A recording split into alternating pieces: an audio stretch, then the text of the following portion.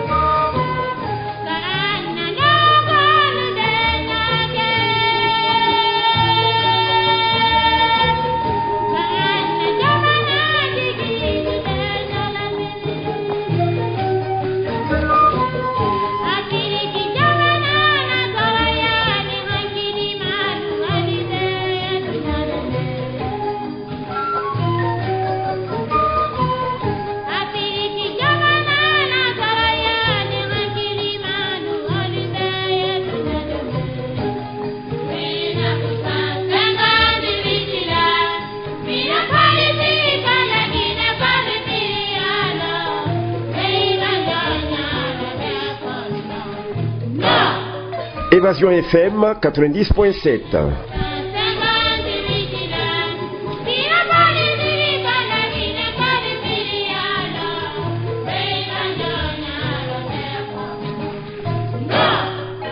Évasion FM, témoin de l'histoire.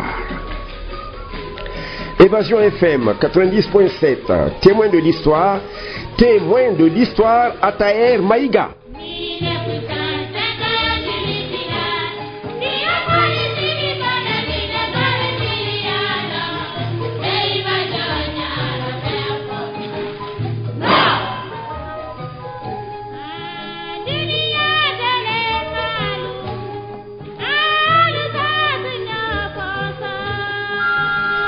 Évasion FM 90.7, témoin de l'histoire.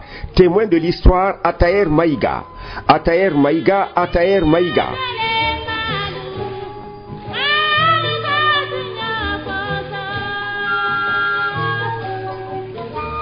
Bonjour, monsieur Ataer Maïga. Bonjour, Ousmane Bangoura. Bonjour, Abou Diallo. Bonjour, Mamadou Diallo. Au micro, Ousmane Bangoura. À la régie, à la technique, à la réalisation, Abou Diallo. Assistant à la régie, à la technique, à la réalisation, Mamadou Diallo. Bonjour mesdames, bonjour mesdemoiselles, bonjour messieurs. Aujourd'hui, vous me sentirez quelque peu fiévreux. Oui, c'est vrai, c'est avec beaucoup d'émotion que je me retrouve devant une personnalité. Devant cette personnalité, c'est avec beaucoup d'émotion que je me retrouve face de Attaher Maïga. C'est comme si je me retrouvais quelque peu en présence de Ahmed Sékou Touré ou de Seyfoulaye Diallo ou de Lansana Biawogi, de Mapuri Bangoura, de Sénaï Nombéanzin. C'est comme si tant et tant de monde ressurgissait pour nous raconter l'histoire de la Guinée, la vraie. La Guinée telle qu'elle a vécu son histoire, sans déformation, sans exagération, sans surfiltration, sans alibi, mais le plus honnêtement possible, textuellement, tel que de 1958 à 1984, la Guinée a vécu. Encore une fois, Monsieur Attaher Maïga, bonjour. Bonjour, camarade Ansoumane Bangoura. Je suis votre camarade, hein? Absolument. De la Révolution démocratique africaine. Il ne faut pas qu'on s'en cache. Je m'en suis jamais caché. Je suis militant du PDG, militant de la Révolution démocratique africaine. Et comme on dit, c'est culturéiste. Là, je ne m'en cache pas. Mais, en tant que journaliste, je me veux honnête. Présenter les choses, non pas telles que mon parti, ma révolution, mon leader aurait souhaité qu'elles puissent présenter, mais exactement comme moi je les ai vécues et comme je les ai vues. Donc, camarade Attaher Maïga, bonjour. Bonjour, camarade Ansoumane Bangoura. Qui êtes-vous, Attaher Maïga? Je suis un Guinéen d'origine nigérienne. Et vous êtes venu en Guinée à quelle date? Je suis arrivé en Guinée en fin d'après-midi du 30 septembre 1958. C'est-à-dire 2 jours après le référendum du 28 septembre 1958. Exactement. C'est-à-dire le lendemain du référendum, c'est-à-dire le 29 septembre 1958, à 6h15 du matin, donc en dehors du délai légal pour lequel on peut arrêter quelqu'un. Non, vous ne me dites pas d'abord comment vous êtes venu. Je vous demande simplement, quand est-ce que vous êtes arrivé en Guinée? Je suis arrivé en Guinée dans l'après-midi du 30 septembre 1958. Vous viviez au Sénégal? J'étais étudiant à Dakar. Et militant du PAI? J'étais membre fondateur et membre du bureau politique du PAI Sénégal. Le PAI, c'est le Parti africain de l'indépendance. Et Majmoud Diop en était le secrétaire général. Docteur Majmoud Diop était le secrétaire général. Et vous aviez pour compagnon notamment Ahmad Dansoko? Oui, il y avait Ahmad Dansoko. Oui. Il y avait Baïdi. Oui. Il y avait un autre camarade dont on parle moins, c'est Maguette Ndoye. Maguette Ndoye, oui. Il est originaire de Rufisque. Pourquoi vous tenez à ce que l'on en parle? Parce que Maguette Ndoye était justement mon adjoint dans la structure que je représentais au sein du bureau politique du PAI. C'était un ancien militaire démobilisé et il a fait la guerre d'Indochine. L'intérêt de cette émission, ce n'est pas du tout ce qui s'est passé au Sénégal, mais c'est juste en introduction. Et vous viviez donc au Sénégal, étudiant militant du PAI, Parti africain de l'indépendance, dirigé par le docteur Majmoud Diop. Et comme par hasard, beaucoup de militants du PAI se retrouveront plus tard en Guinée. Mais commençons par le commencement. Et vous êtes arrivé le 25 septembre 1958 dans l'après-midi en Guinée. Comment? Pourquoi? Eh bien, en fait, je suis rentré en Guinée par effraction. Je dis par effraction parce que j'avais été arrêté le 29 septembre à 6h15 du matin sur ordre du commandant du camp Mermoz de Dakar par 3 inspecteurs en civil. Camp Mermoz de Dakar, le commandant c'était un Français. Un Français. Voilà. Alors, donc ils m'ont conduit directement au commissariat central de Dakar. j'ai été enfermé au dans une cellule, mais une cellule au masculin. Une cellule au masculin, oui. Oh, oui. Oui. C'était parce qu'en plein jour, quand vous fermez le poing, vous le présentez sous le nez, vous ne le voyez pas. Donc j'étais dans une obscurité totale, épaisse. C'est de là, à un moment donné, parce que j'avais perdu la notion de temps, on m'a sorti et me placé face à 3 officiers français, un capitaine et un lieutenant du camp Mermoz, et le commissaire central de Dakar, qui était lui également un Français bon teint. Ils avaient en leur compagnie 2 Bantous, mais co-religionnaires à moi, 2 Sénégalais, pour les aspects un peu musclés de l'interrogatoire. Parce que c'était un interrogatoire musclé. Ah oui, cela a été. Bon, mais ils étaient dans leur droit. Eux voulaient la pérennisation de la domination française sur ces colonies. Moi, je militais pour mettre fin à l'occupation française. Et c'est eux qui ont gagné.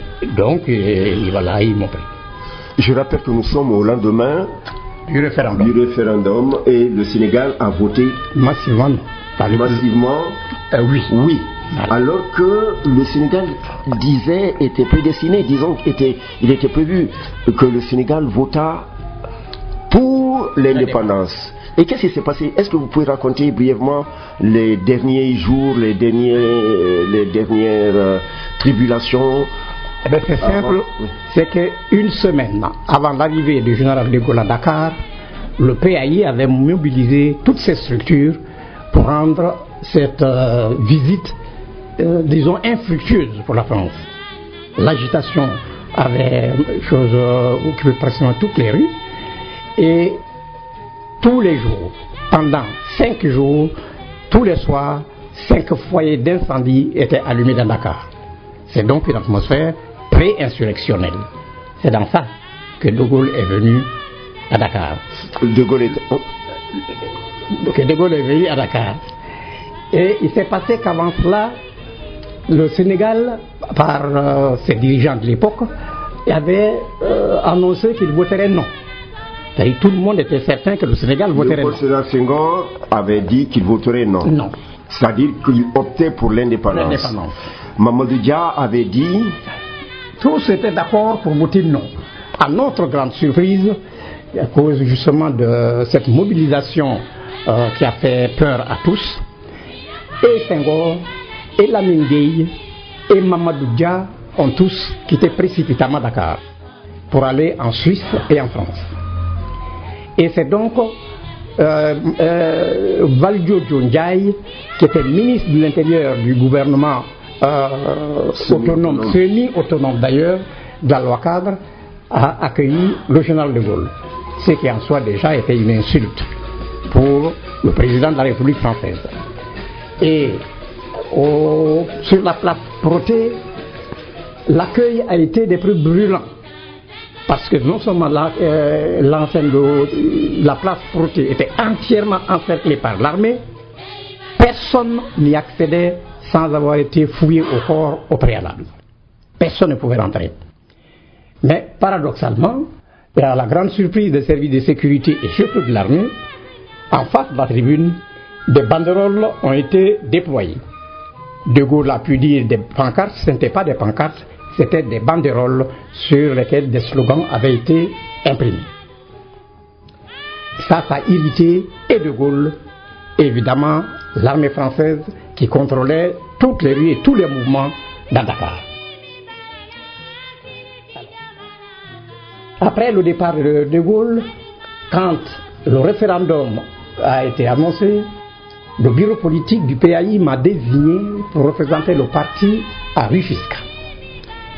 Rufisque est l'une des 4 communes du Sénégal dont les natifs, dès leur naissance, étaient réputés citoyens français. J'étais donc dans une commune théoriquement française. Il s'est passé que c'est dans cette commune où il y a eu le plus de non. C'est-à-dire où l'on a le plus voté pour l'indépendance. Pour l'indépendance. Et c'était pratiquement la parité. À quelques unités près, il y avait autant de oui que de non à Rufisque. Cela a particulièrement irrité le président Senghor, et qui d'ailleurs avait voulu sanctionner le maire de Rufisque. N'eût été l'intervention des chefs religieux, il aurait certainement éliminé du circuit. Mais enfin, toujours est-il que sur l'ensemble du pays, le oui l'a emporté. Mais j'étais venu à Rufisque à bord d'un véhicule, parce que moi-même je n'en avais pas, et mon parti non plus. J'ai dû donner ma carte parce que les délégués avaient une carte qui les autorisait à circuler le jour du référendum.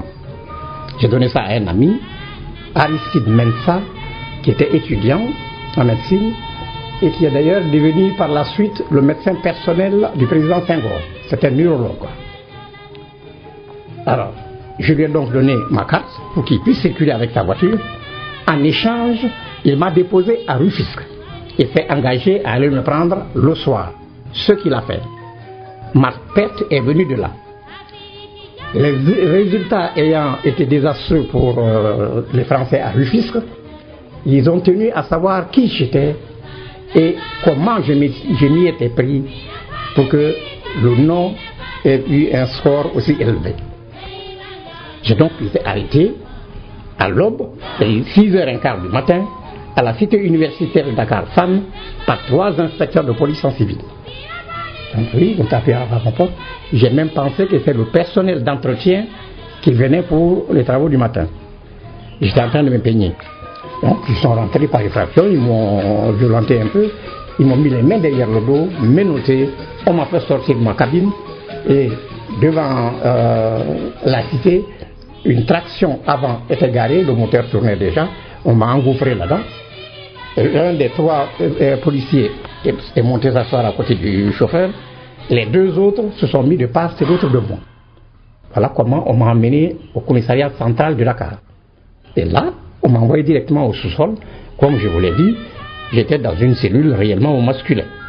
Je ne vous souhaite pas d'être interné dans un milieu de ce genre. Alors, quand le moment où on est venu me chercher, je ne sais pas combien de temps j'avais passé dans la cellule. Parce que tout s'était vite passé et les choses étaient incompréhensibles pour moi. D'abord parce qu'on ne m'a pas dit pourquoi on m'arrêtait, et je le comprenais bien. Mais j'aurais bien souhaité quand même qu'une autorité qui vient m'enlever me dise pourquoi elle me prenait. On n'a rien dit. Et on me fait sortir à un moment donné pour m'amener devant une table. Derrière le bureau étaient installés justement les 3 officiers français dont je parlais, un capitaine et un lieutenant du Cap Mermoz, assistés du commissaire central de Dakar. Et derrière moi, 2 Sénégalais. Alors, le capitaine me pose la question de savoir comment je m'y étais pris pour qu'il y ait autant de noms à Rufisque. J'ai exprimé mon étonnement. Je lui ai dit une telle question devrait être posée à l'armée française qui a géré le référendum de bout en bout et qui avait l'avantage sur moi de pouvoir être dans tous les bureaux à la fois et ils étaient massivement dans chaque bureau de vote, en tout cas à Rufisque. Et donc c'est à cela qu'il faut demander comment le vote s'est passé et qu'il y ait eu autant de noms. Ils ont trouvé que certainement je n'avais pas bien compris la question. Ils disent donc qu'ils vont me mettre en communication avec Moscou. Je voudrais vous dire, membre du bureau politique du PAI, le PAI étant un parti marxiste-léniniste, dans leur esprit, c'est vraiment avec Moscou seulement qu'on devait me mettre en rapport. Ils m'ont donc mis des électrodes sur les oreilles, et avec magnéto à côté, moi je croyais même que c'était un téléphone de campagne, et je n'ai vu décharge électrique. Après, ils ont promené les électrodes sur d'autres parties du corps. Vous avez été torturé. Oui, dans le langage actuel et en dehors de la France, on parle de torture. Mais les Français qui se disent civilisés appelaient ça un lavage de cerveau. Le lavage de cerveau, c'est ce qu'on appelle ici torture. Retenez-le. Mais c'est la même chose. Et ceux qui ont fait cette pratique en Guinée ici étaient des élèves des Français. Ce n'est pas eux qui ont inventé ces méthodes. Et ce n'est pas la Guinée qui a importé du matériel. Le matériel utilisé ici était le matériel laissé par les choses. On y viendra, s'il vous plaît. Donc on vous met des électrodes, et puis Et puis après, on me réinterroge. Et je répète exactement la même chose. Bon, ils se sont dit que certainement, je n'ai pas encore bien compris. Il faut absolument qu'on passe par des méthodes un peu plus musclées pour que je prenne conscience de la situation. Mais ma réponse n'a pas varié. Non pas que je m'entêtais, mais parce que je ne connaissais pas une autre réponse à cette question. C'est les militaires français qui ont géré le référendum. C'est à eux donc qu'on devait poser la question, à moi. Maintenant, ils passent à la question fondamentale, parce que ça, là, au fond, c'était déjà passé puisque leur vœu était exaucé. Le Sénégal a voté majoritairement oui au référendum. Donc, ça, ce n'est plus ça qui les intéressait. Ce qui les intéressait maintenant, c'est le capitaine qui me demande encore qui a fait rentrer les banderoles sur la place Protet. Le 26 août 58, voilà, à l'arrivée du général de Gaulle. Donc je leur dis, j'ai dit, mais d'abord, moi je suis venu à Dakar pour étudier. À l'évidence, je ne connais pas grand monde dans cette ville. Et que je ne peux pas leur dire qui a fait rentrer les banderoles. Encore une fois, c'est les militaires qui avaient encerclé entièrement la place Protet et personne n'y avait accès sans passer par un fouille réglementaire au corps. Alors, ils m'ont regardé en se disant, décidément, ce garçon n'est pas très intelligent. Et ils ont trouvé d'autres formules. Il y avait un demi-tonneau de vin rempli d'eau. On a enfoncé ma tête là-dedans jusqu'à l'étouffement. Et après, on me ressort, enfin, beaucoup d'autres petits traitements gentils de ce genre. Qu'on n'appelle pas la torture? Non. Côté français, ça s'appelle lavage du cerveau. Voilà, c'est des gens civilisés, ils ne sont pas... Non, ils ne font pas la torture. Voilà. Donc, c'était le lavage du cerveau. On me retire là. Il me repose la question, je dis la même chose.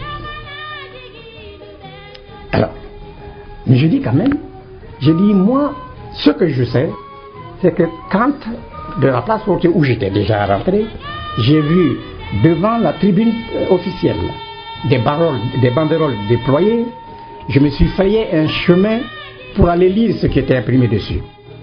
Et je dis, quand j'ai vu ce qui était imprimé, j'étais tellement content et tellement heureux parce que ça reflétait exactement ma pensée de la situation, puisque sur ces banderoles, on revendiquait l'indépendance pour le Sénégal.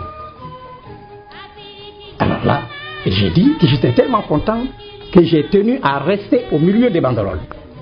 Ça a été ma sauvegarde. Parce que je dois vous avouer, cela je l'ignorais. Ceux qui m'interrogeaient avaient le film de la réception du général de Gaulle. Et dans ce film, j'étais en très bonne position à la droite de Majmoud Diop, au milieu des drapeaux, enfin des banderoles. Donc ils ont vu qu'au moins cette partie était vraie. Ils se sont dit, certainement, à cause de mon jeune âge, vous savez, je suis un Sahélien, nous n'avons pas la réputation d'être de gros personnages, on est chétif et moi j'étais même squelettique. Donc ils ont pensé que jeune, j'étais naïf. On m'a donc ramené dans ma cellule et je ne sais pas à quel moment encore, on m'en a fait sortir, en tout cas à l'aube un jour, parce que tout le temps que je suis resté là-bas, je n'ai pas bu de l'eau, je n'ai pas mangé. Ça, c'est la diète. On n'appelle pas ça la diète chez eux, non? Non, c'est un oubli. Ils ont oublié de me donner à boire et à manger. C'est-à-dire, voilà. Donc, on est venu me prendre. On sort, il y avait un camion garé dans la cour intérieure du commissariat central de Dakar. Et il y avait autour de moi beaucoup de soldats. On me prend mon fourradon, toujours menotté. Depuis mon arrestation jusqu'au moment où on m'a débarqué à la frontière de la Guinée, j'étais menotté. Tant et si bien d'ailleurs que mes doigts étaient gercés, enflés et je ne pouvais même pas me servir mes mains. Donc on me met dans le camion. Je constate que dans le camion, il y avait autour de moi 12 soldats français, mais réellement des Français. Pas les nègres naturalisés français, c'est pas ça, hein, des Français. Et dans la cabine, il y avait le chauffeur qui était sénégalais et le lieutenant qui dirigeait le contingent. Ça veut dire que j'ai eu droit quand même à une garde d'honneur pour un communiste arrêté. C'était vraiment un grand honneur. C'est ainsi qu'on a quitté le commissariat central. Je voulais m'orienter par la fraîcheur, parce qu'il faisait très tôt et il faisait très froid. Tous les lampadaires étaient allumés dans Dakar. Mais comme avant de sortir de là, ils ont rabattu les bâches, je ne savais pas par où nous étions en train d'évoluer. Mais intérieurement, j'ai pensé qu'on allait au camp de Ouakam. Parce que c'est de Dakar. Voilà. Parce que pour moi, il s'agissait d'un peloton d'exécution. Il ne me faisait aucune illusion sur mon sort à la fin du trajet. Mais paradoxalement, au lieu que la fraîcheur me vienne du côté gauche, c'est du côté droit que ça venait. Alors ça a perturbé tout mon système.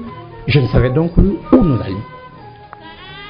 Quand le jour s'est levé, j'ai pu remarquer simplement que chaque fois qu'on approchait d'une agglomération, ils rabattent les bâches. Mais quand nous en sortons, ils relèvent les bâches. Pas pour moi, mais aussi pour eux-mêmes. Parce qu'il y a quand même 12 Français là-dedans. Et la chaleur, je crois que moi, je la supportais mieux. C'est ainsi que nous avons roulé toute la journée. À milieu d'après-midi, nous sommes arrivés dans une grande ville. Il y avait une fontaine publique. Des femmes étaient en train de puiser de l'eau. Le lieutenant est descendu de la cabine. Il est venu. M'a demandé si je voulais boire. Ah ben, j'ai dit, si j'ai de l'eau, je ne refuserai pas. Il a pris une petite calebasse avec une des femmes qui puisait. Il a rempli sa d'eau. Il est venu, il me l'a tendu. J'ai bu. C'était, on dirait d'ailleurs, de l'eau de mer dessalée. Mais j'ai entendu les femmes parler et je comprenais Wolof. J'ai fait 10 ans au Sénégal. Donc, j'entends les femmes parler de Kaolack. Alors je dis, tiens, nous sommes à Kaolack. Pour moi, on m'acheminait en direction peut-être de Bamako pour me faire expulser vers le Niger. Comme ça que moi j'avais compris. Mais on a roulé, et à un moment donné, nous sommes rentrés dans une zone d'obscurité. On était dans une forêt. Vraiment une forêt. C'est à la sortie de cette forêt que le véhicule a fait maintenant des manœuvres pour reprendre l'orientation Sénégal. C'est-à-dire, nous tournons le dos à la Guinée. On me descend du camion et il me pose violemment sur la borne kilométrique 0. C'était peut-être la forêt de Nkolokoba, oui. D'accord. Ça, je l'ai su après. Et là où on m'a mené, c'était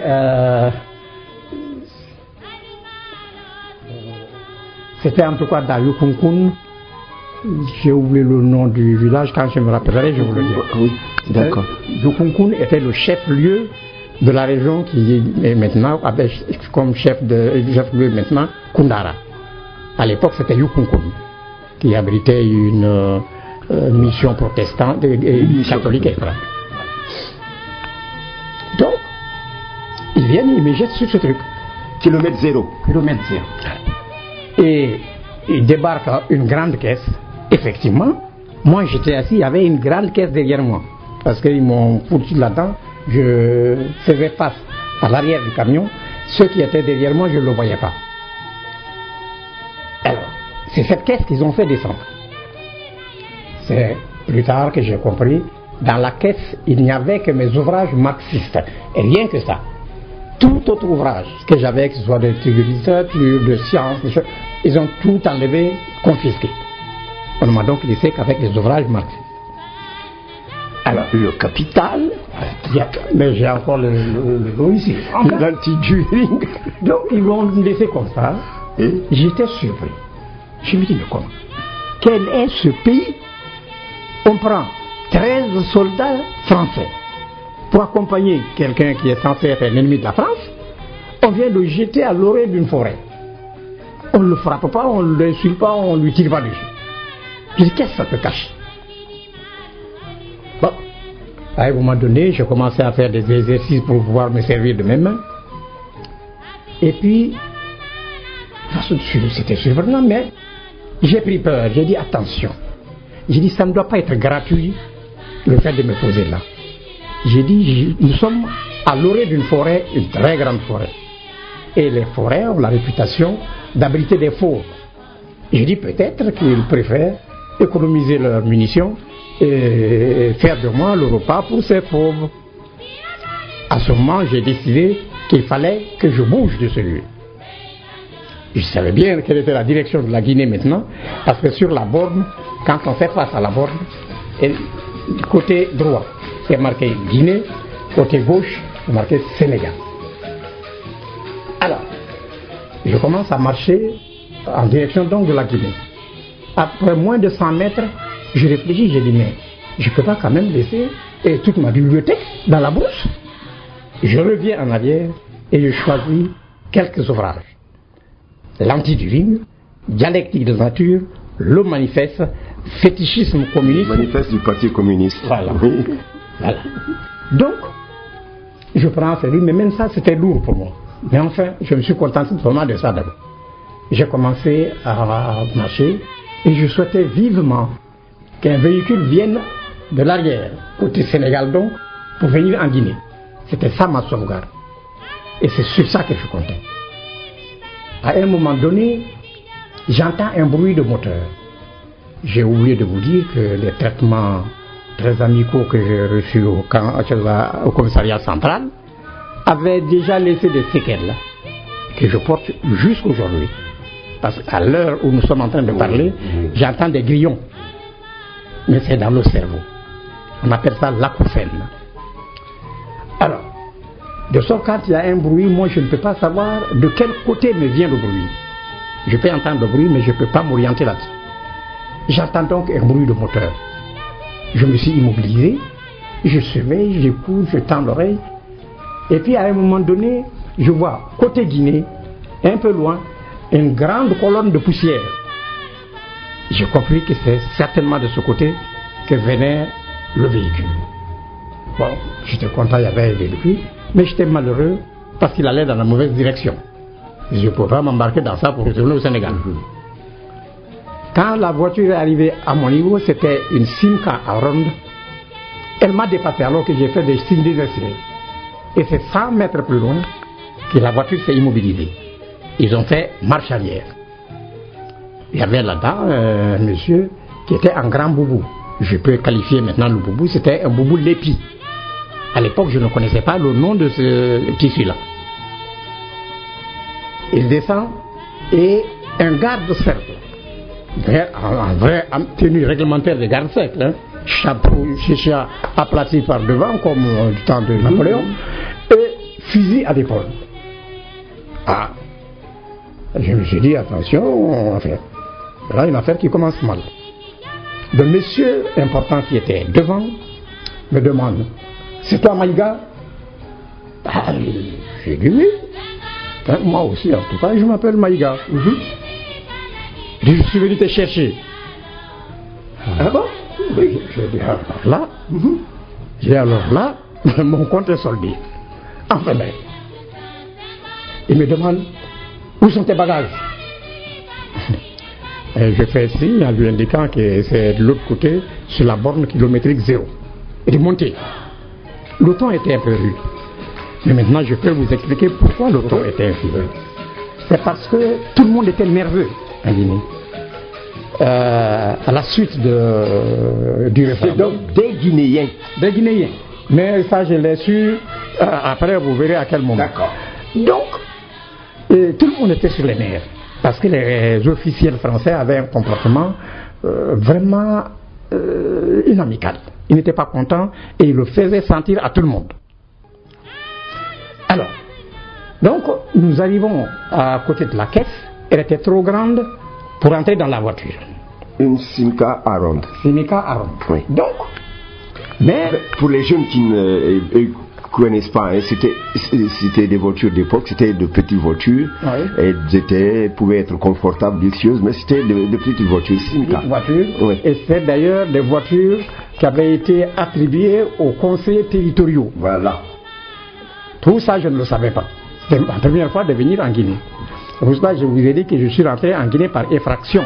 Je n'avais pas de visa, je ne m'étais pas fait annoncer, et je n'avais aucun document pouvant me faire identifier. Parce qu'au commissariat, on a tout pris. Extrait de naissance, carte d'étudiant, carte d'abonnement au car GG, ils ont tout pris. Je n'ai pas le droit d'avoir sur moi des documents officiels français. Donc j'étais un illustre inconnu qu'on venait jeter à la frontière de la Guinée. Ce qui pouvait rendre ma tâche difficile. Alors, Donc le monsieur m'embarque, il ouvre le coffre, le chauffeur qui est ingénieux, avec le garde, ils mettent la caisse dans le coffre ouvert. Mais le monsieur là était, à ces moments perdus, il était chasseur. Donc il avait des cordes dans la voiture. Ils prennent les cordes, ils attachent bien le truc, le couvercle de l'arrière, et nous repartons. Direction de la Guinée. Non, direction maintenant Yukunkun. On va donc à Yukunkun et le monsieur, je ne connais pas son nom jusque là, hein, il prend ses bagages qu'il a embarqués dans le truc et nous prenons la route de l'Abbé. Nous sommes arrivés à l'Abbé vers les 2h30, 3h du matin. Le 26, le Kundala, la fête de Kundala. Donc, le 29 septembre 1958. Non, oui, non pas le 29, peut-être le 30. Le 30 septembre, 2h du matin. Voilà. Voilà, d'accord, s'il vous plaît. Donc, quand nous sommes arrivés là, à l'Abbé, on a été directement chez le monsieur. C'est son épouse, Suleiman. J'étais même surpris parce que pour moi, Suleiman, c'était un nom d'homme. Et je venais de notre pays, nous on ne connaissait pas ça. Mais elle était très aimable. Alors là, et puis très dévouée. Parce qu'à 7h trop matinale, elle s'est levée, elle a chauffé de l'eau pour qu'on se lave, elle a préparé à manger. En fait, elle a fait tout ce qu'on peut faire à un autre. Nous avons mangé et j'avais la chance parce que je ne portais sur moi que la tenue que j'avais. C'était une paire de chaussures, un pantalon, un tricot, une chemise nylon et une jaquette. C'est ça seulement que j'avais. Tout le reste, on avait pris. Même ma montre libre, on m'avait soulagé de ça au commissariat central. Oh, à l'époque, les montres libres, c'était quand même, c'était de la valeur. Et nous, on appréciait les bonnes choses. Alors, donc, on déjeune, on se lave, et vraiment, on se couche. Et vers les 8h et quelques, mon hôte vient me prendre pour qu'on aille voir le commandant de cercle. Blanc. De l'habit. Alors, nous allons toujours avec le garde avec nous. On arrive au cercle et c'est en ce moment que j'ai su le nom de l'homme qui m'avait requis. J'entends dire au commandant qui était dans le bureau, quelqu'un vient dire, le juge Télivel est là. Télivel? Oui. Moi je dis attention. Il est venu avec des gars, j'ai dit un juge, et puis ça veut dire que je suis déjà arrêté. Télivel Diallo. Télivel Diallo. Donc, c'est-à-dire ça a été le premier cadre guinéen que j'ai connu. Et nous sommes restés des amis jusqu'à sa mort. Son fils et son fils maintenant? Oui, je connais Bailo et tu connais tous ses enfants. Donc, alors, on dit le juge Télivel. Moi, le nom Télivel même, je pensais que c'était un nom d'Européen.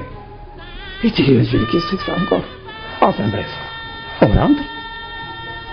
Le commandant qui s'affairait parce que son prédécesseur, le français, qui avait quitté seulement la veille, avait ramassé tout ce qui l'intéressait et tout le reste il avait éparpillé, mis dans tous les sens.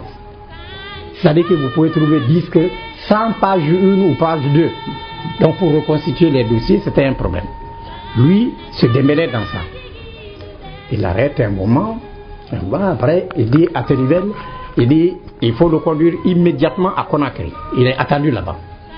Moi j'ai dit enfin bref. Télivel passe à la station, il fait le plein et nous partons sur Conakry. On est arrivé d'ailleurs en début de soirée, ça y faisait vraiment pratiquement nuit, c'était au-delà de 19h. C'est la nuit là où les Français ont fait sauter la poudrière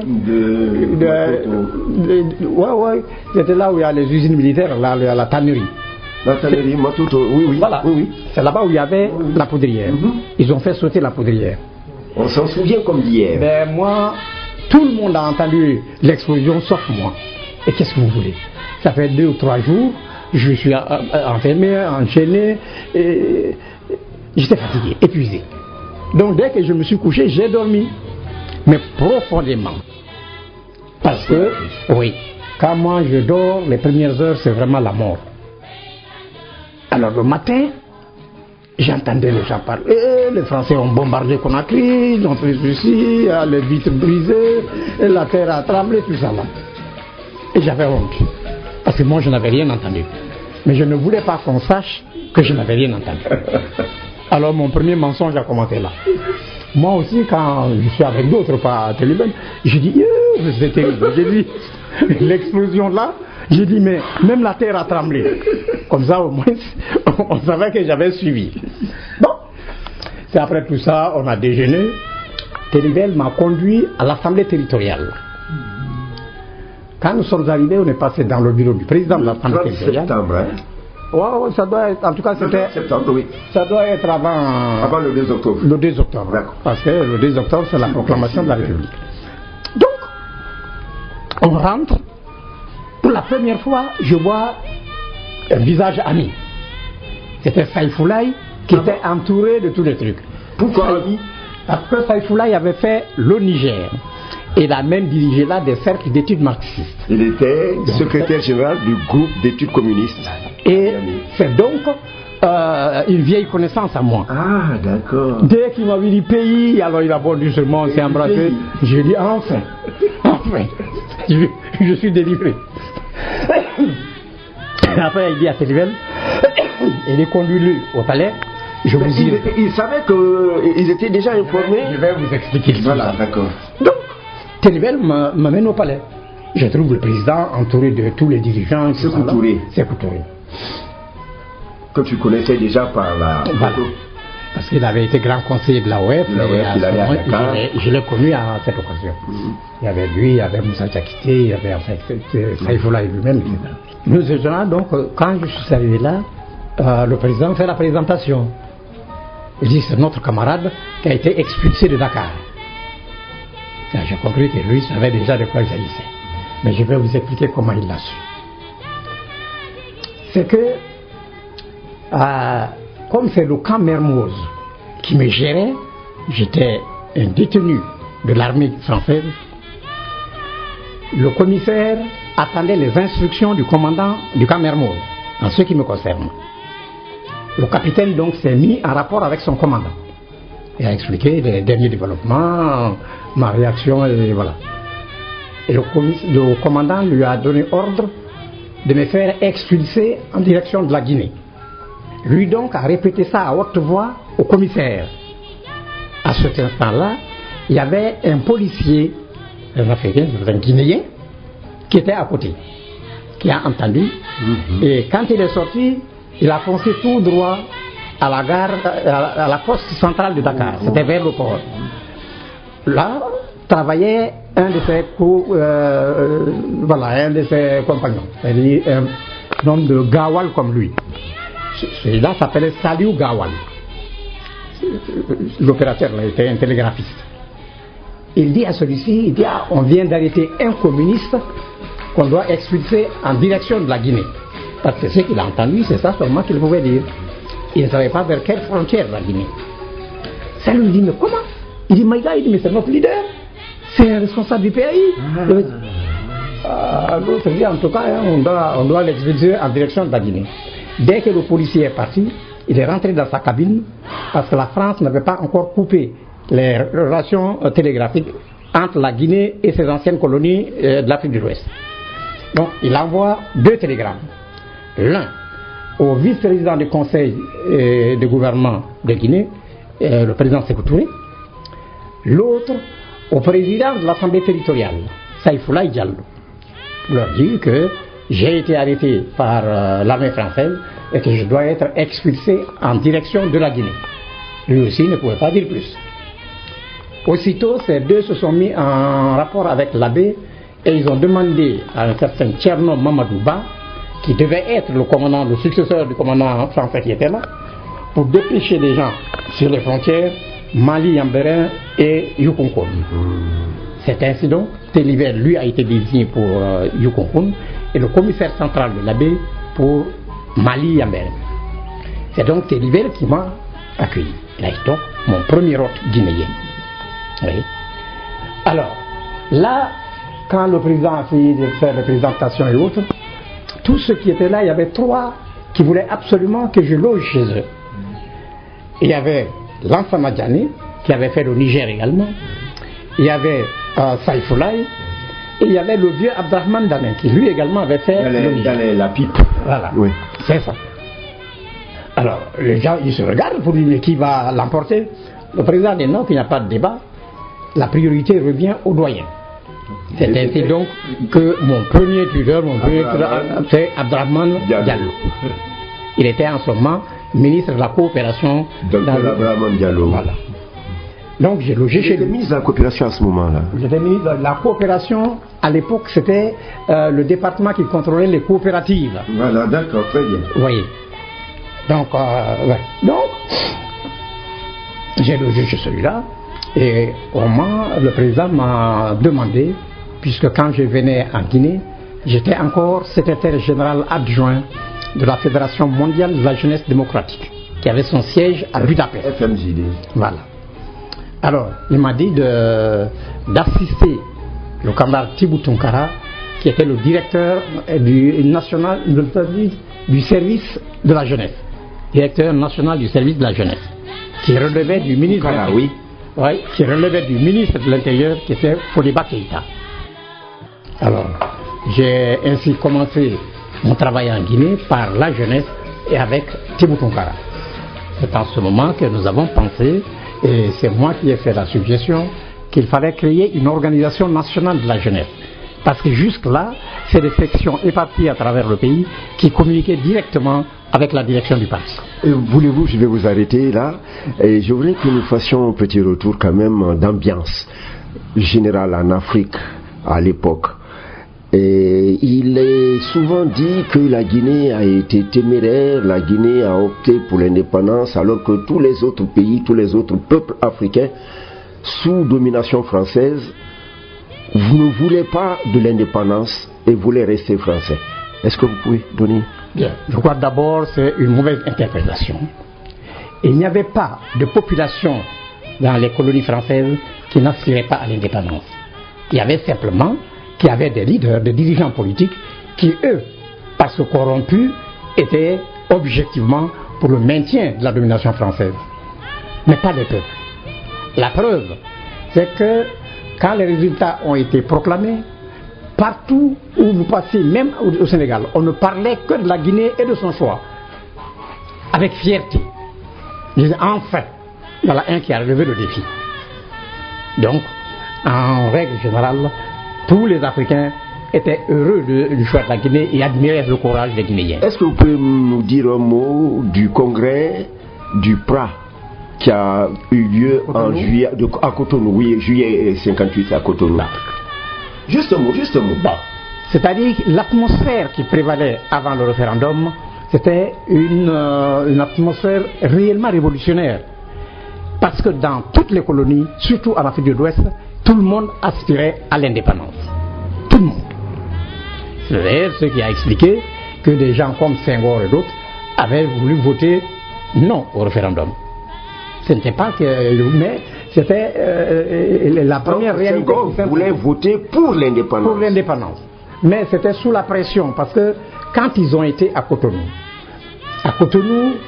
les leaders qui étaient là, parmi eux, il y avait Bakary Djibo, qui est lui du Niger, Sawaba, qui lui avait déjà décidé également de voter non. Et pour la cohésion du groupe, c'est sa tendance qui l'a emporté. Donc la résolution votée par le PRA, c'était de voter non au référendum. Donc quand ils se sont séparés, c'était ça leur décision commune. Tout le monde voulait voter non. Mais c'est une fois arrivé chose, les gouverneurs du territoire aidant, on a réussi à dissuader certains. Pour le Sénégal, c'est les chefs religieux qu'on avait mobilisés pour l'essentiel et qui avaient fait le gros du travail. D'accord. Vous avez prononcé le nom de Bakary Djibo et de son parti, le Sawaba. Et qu'est-ce qui s'est passé au Niger? Bien. Au Niger, comme en Guinée, c'est le parti Sawaba qui était le parti dominant.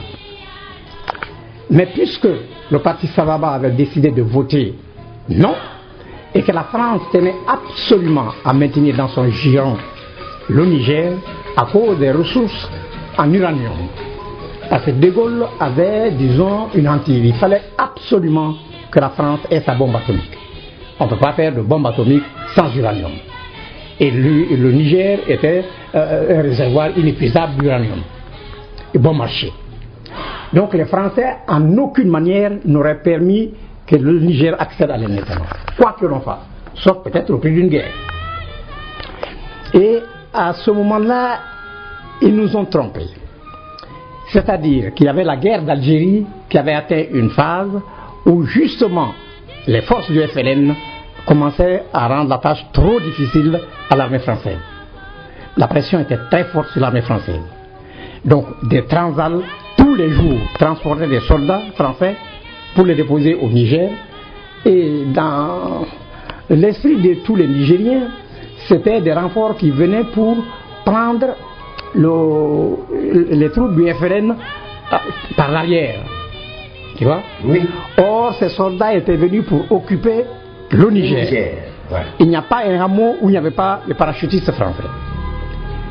Comme en Guinée. Oui. Comme ce qu'ils ont fait en Guinée, oui. Bien. Alors, le dernier jour, le gouverneur du Niger, c'est un Colombani, c'est un Corse. Colombani, oui. Colombani convoque, parce que c'était lui le président du conseil du gouvernement, semi-ottoman. Il convoque donc l'Assemblée territoriale en session extraordinaire. Et la session commence, les travaux ont duré de 8 heures jusqu'à 0 heure. À 0 heure, il suspend la séance. Tout le monde se retire. Sans préavis, à 2 heures du matin, il revient. La séance reprend. En ce moment, il y avait une commission déjà qui était en place pour rédiger la résolution qui devait être adoptée en première. Tous les autres étaient rentrés chez eux. Mais paradoxalement, tous les députés de Amani Diori étaient présents. Boubou Ama. Étaient présents. Il n'y a que ceux du parti Sawaba qui n'étaient pas dans le coup, qui étaient chez eux. Alors, quand ceux-ci ont vu l'atmosphère, ils ont compris qu'on les met comme ça en minorité dans un truc. Ceux qui étaient là aussi sont retournés en ville pour remettre les choses pour que les leurs viennent. Les Français avaient déjà quadrillé toute la ville de Niamey. Il n'y avait pas un seul carrefour où il n'y avait pas un gendarme ou un militaire. Alors, ils ont créé trop de difficultés, les gens n'ont même pas pu venir. Vous voyez? Donc, le peu de conseillers territoriaux qui étaient là, majoritairement du parti de Amani Diori, le gouverneur du Bala qui a un conflit entre lui et son vice-président. Et il faut que l'Assemblée tranche. L'Assemblée, évidemment, entre lui et Bakari Djibo. Donc, ces conseillers-là, majoritairement du parti de Diori, votent une résolution pour dire qu'ils destituent le vice-président, qui n'était pas là. Ils le destituent et sur place, on met Amani Diori à sa place. Et ces députés étaient majoritaires, ils étaient dans le coup. Donc voilà comment ils ont commencé. Et dès le matin, on a commencé à donner la chasse aux dirigeants du parti Sababa. Ils sont dispersés. Certains sont partis au Nigeria, d'autres au Mali, comme Bakari Djibo. Bakari Djibo est parti d'abord au Mali. Avant de venir en Guinée. Il est venu en Guinée 9 ans après moi. 9 ans après. Ah oui, d'accord. Donc,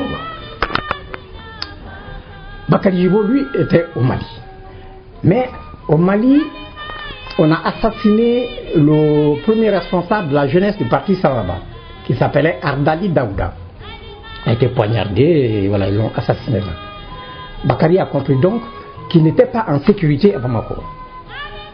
C'est après ça qu'il a décidé, lui, d'aller à Accra. Parce qu'il ne voulait plus aller d'ailleurs dans les anciennes colonies françaises. Et donc parti à Accra. Jusqu'au coup d'État qui a remplacé 66, voilà. En 1966, le coup d'État contre Kwame Nkrumah. Il était encore à Accra. D'Accra, il est parti à Alger. C'est d'Alger qu'il est venu ici. D'accord. Voilà, c'est comme ça que... Non mais, oui, j'évoque le cas du Niger pour le mettre un peu en parallèle avec le cas de la Guinée. En Guinée, par exemple, les Français ont voulu faire le même coup en jetant leur dévolu sur Bari Yaoundou. au Niger, ils ont mis la main sur Amani Diori. Est-ce que ce rapprochement est valable? Bon. Tout rapprochement de ce genre est valable. Parce qu'en fait, et le Niger et la Guinée étaient décidés à aller à l'indépendance. Et certainement des moyens similaires ont été employés pour les en dissuader. Mais au Niger, la pression était plus forte à cause précisément de la présence de l'uranium et la volonté de De Gaulle de rentrer dans le club des puissances possesseurs d'armes atomiques. Mais on dit aussi que c'est parce qu'en Guinée, les points d'appui essentiels qui étaient les féodaux. Bon, j'ai toujours entendu ça. Oui. J'ai toujours entendu ça. Alors, dans une certaine mesure, ça c'est vrai. C'est-à-dire, l'élimination des chefs de canton du circuit politique a été déterminant en Guinée. D'accord. On pouvait le faire en Guinée. Ailleurs, ce n'était pas évident. Par exemple, un pays comme le Sénégal, le Niger, le Burkina, ou le Dahomey, comme on appelle, le Burkina Faso actuel, c'était le Dahomey, la Haute-Volta, on ne peut pas éliminer les chefs coutumiers parce que leur façon d'accéder à ces fonctions n'était pas les mêmes qu'en Guinée. En Guinée, c'est des anciens fonctionnaires qu'on désignait souvent des retraités ou des anciens combattants, des trucs comme ça. On les prend, on les met chef de canton, n'est-ce pas? Au Niger, ce n'est pas cela. L'élection se faisait depuis le village.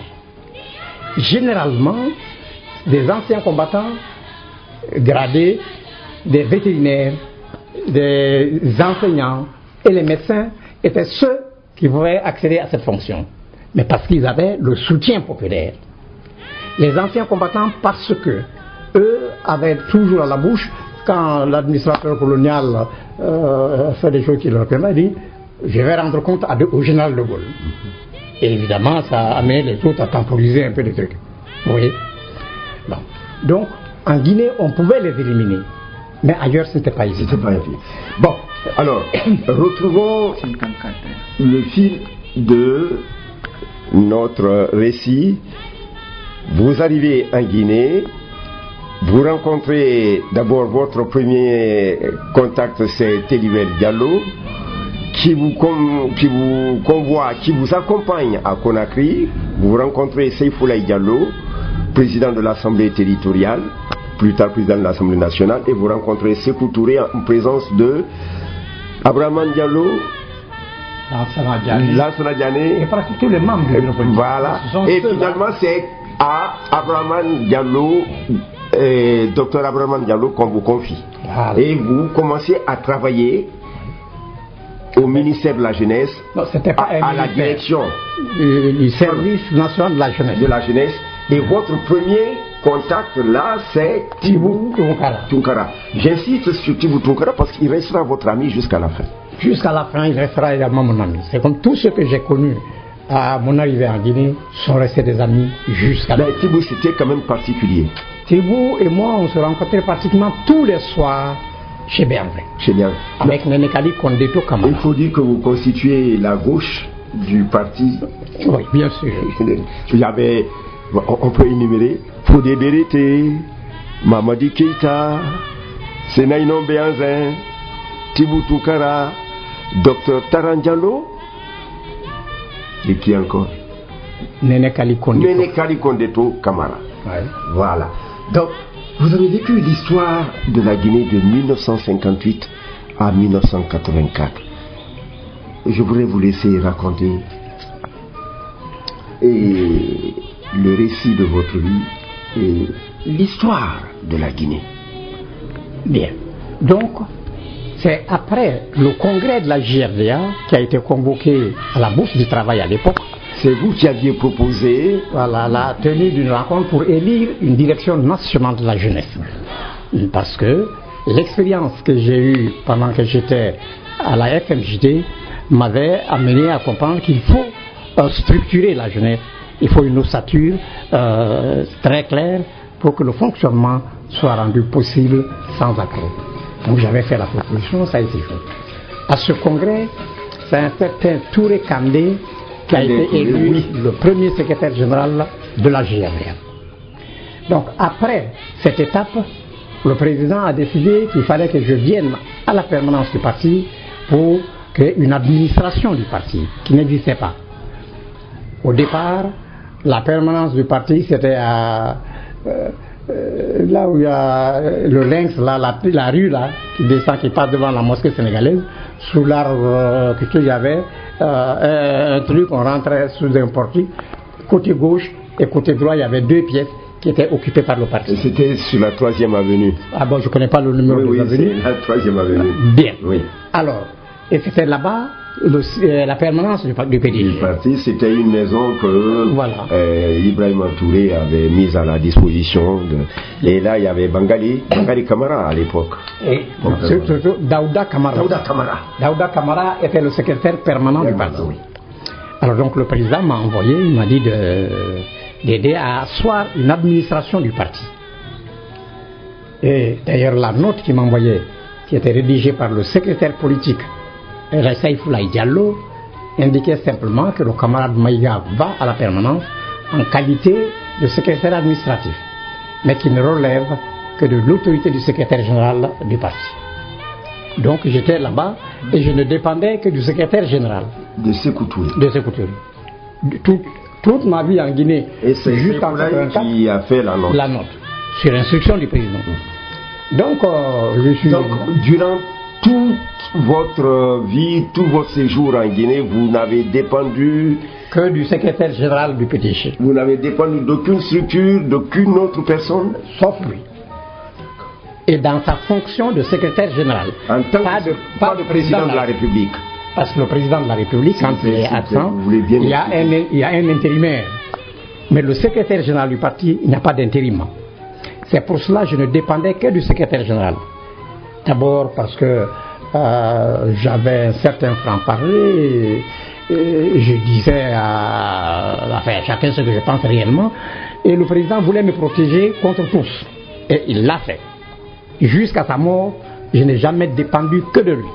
Ça a rendu évidemment certaines jaloux, voilà, et ça m'a créé des ennuis, mais qui n'ont jamais été au-delà de la mauvaise intention. Oui. Personne ne pouvait passer à l'acte. Donc j'étais vraiment un homme protégé. Alors, c'est là où, avec le secrétaire politique, le secrétaire permanent de l'époque et le secrétaire général, on a pensé qu'il faut qualifier les structures du parti. Parce qu'à l'origine, le PDG également était composé de sections éparpillées à travers le pays. Il y avait des fois un petit hameau d'une région qui était une section. Alors qu'il y a des grands centres qui n'étaient pas des sections. C'est vraiment pas harmonieux. Donc nous avons harmonisé tout ça pour que dans chaque village, dans chaque hameau, il y ait un comité de base du parti. Et que tous les comités de base du parti d'un arrondissement constituent une section. Et toutes les sections d'une région, c'est-à-dire les préfectures actuelles, constituent une fédération.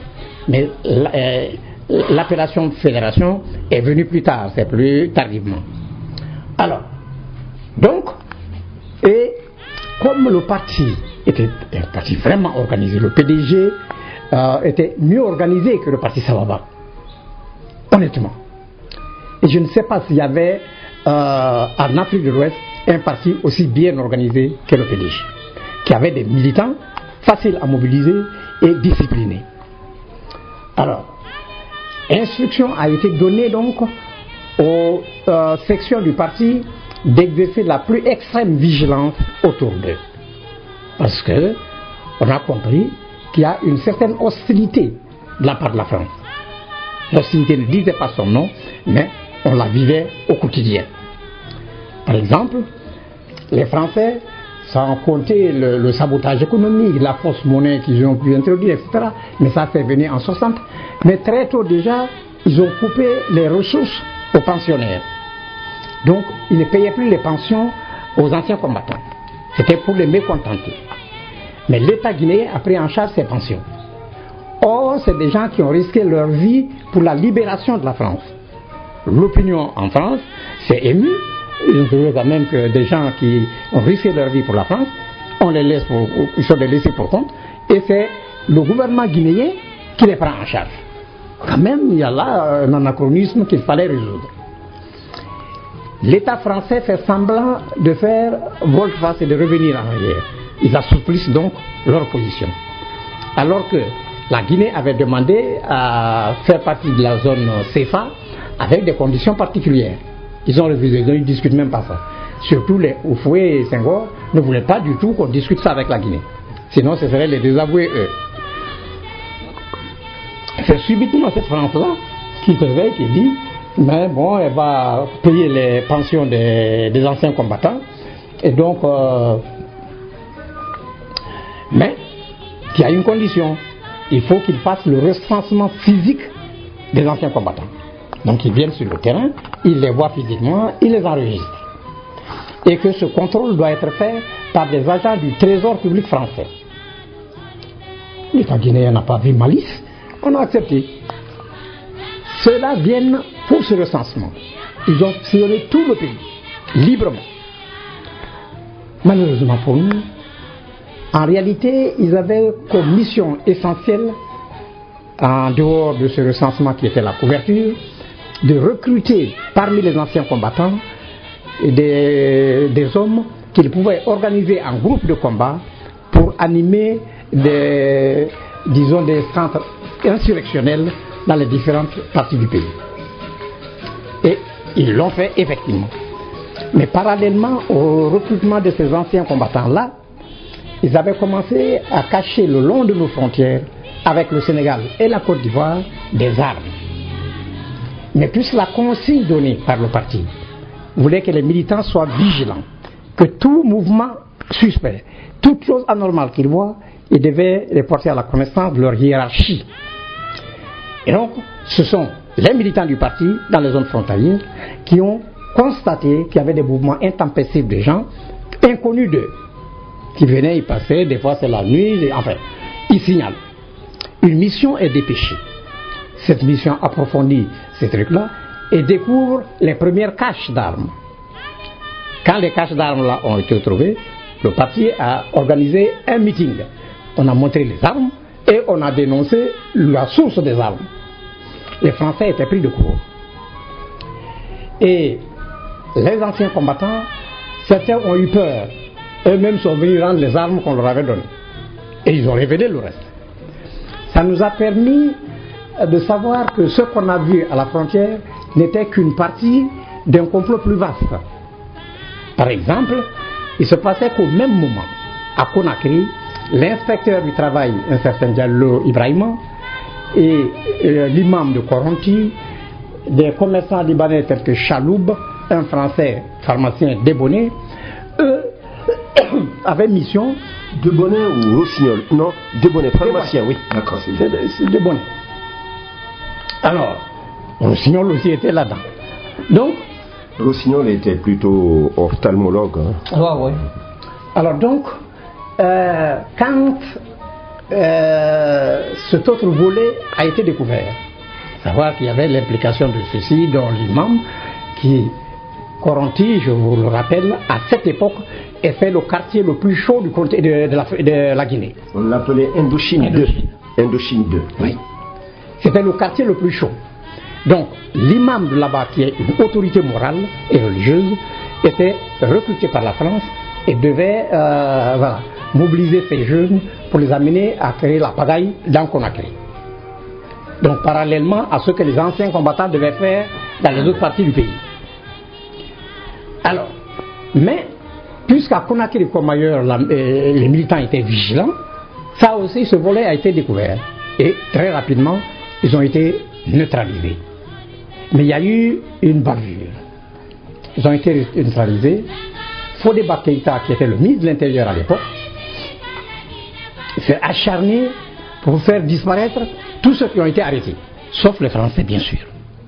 Les autres là, il les a éliminés. Éliminés?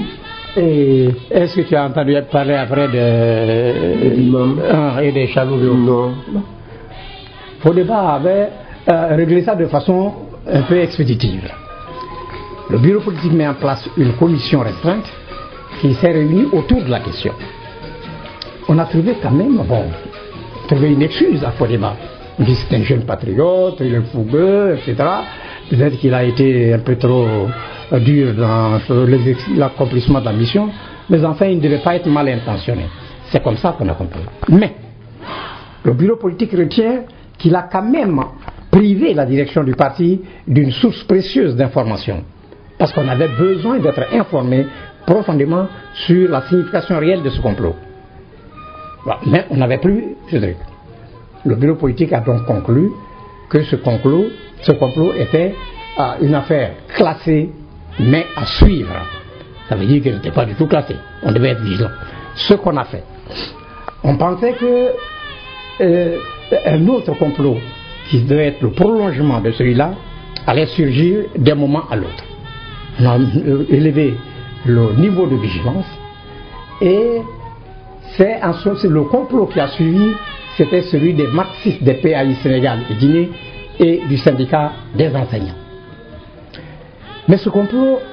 Ça c'est en 1961, 1961. Alors, comment nous avons été informés de ce complot? À l'époque, moi j'étais le représentant permanent de la Guinée à la conférence des peuples africains à Accra. Abdoulaye Gana était le secrétaire général. J'ai été désigné. J'ai été désigné pour représenter la conférence des peuples aux festivités du 1er mai à Pékin. Donc pour le mois de mai. C'est en avril que je suis parti. À l'aéroport de Moscou-Vnukovo, j'ai croisé un ami. C'était Amadi Dieng, qui est membre comme moi. Il était membre fondateur et membre du bureau politique du PAI. Il était accompagné de Serajou Diallo, que je connaissais. Serajou Diallo. Le même, hein? Le même. Je t'informe que le Serajou Diallo en question, depuis son arrivée à Dakar à l'Institut des hautes études, il était lui également militant du PAI.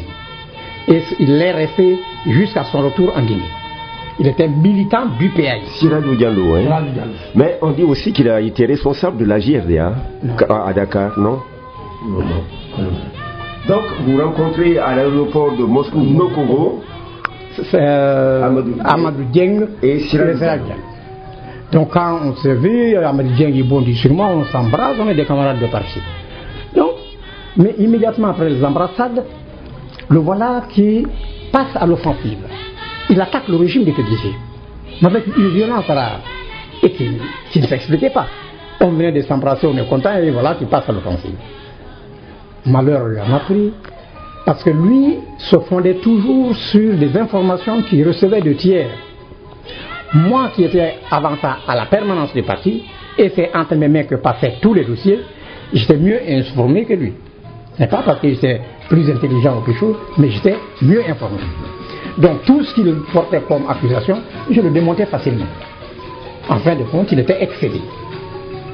Il me dit, tu es en train de défendre avec véhémence un régime que le souffle populaire viendra balayer bientôt.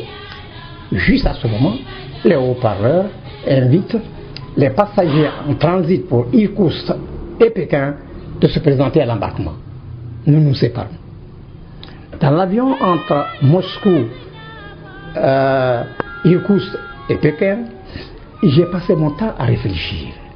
Je ne comprenais pas la hargne de Amadi Dieng. Je trouvais ça anormal. Finalement, quand je suis revenu à Accra, après donc les festivités du 1er mai à Pékin, je parle, entre autres, de cette rencontre au camarade Abdoulaye Gana, qui me suggère de faire une annexe à mon rapport à l'intention du secrétaire général du PDG. Ce que j'ai fait. Dans ce rapport annexe, j'ai dit au secrétaire général qu'étant donné que Amadi Dieng n'est pas guinéen, qu'il n'avait jamais mis les pieds en République de Guinée, que par ailleurs, étant hautement responsable, il est membre fondateur et membre du bureau politique du PAI comme moi-même. Il est président de la FEANS, un syndicat étudiant. C'était lui le président de la FEANS à l'époque. Il était à l'époque le président de la FEANS.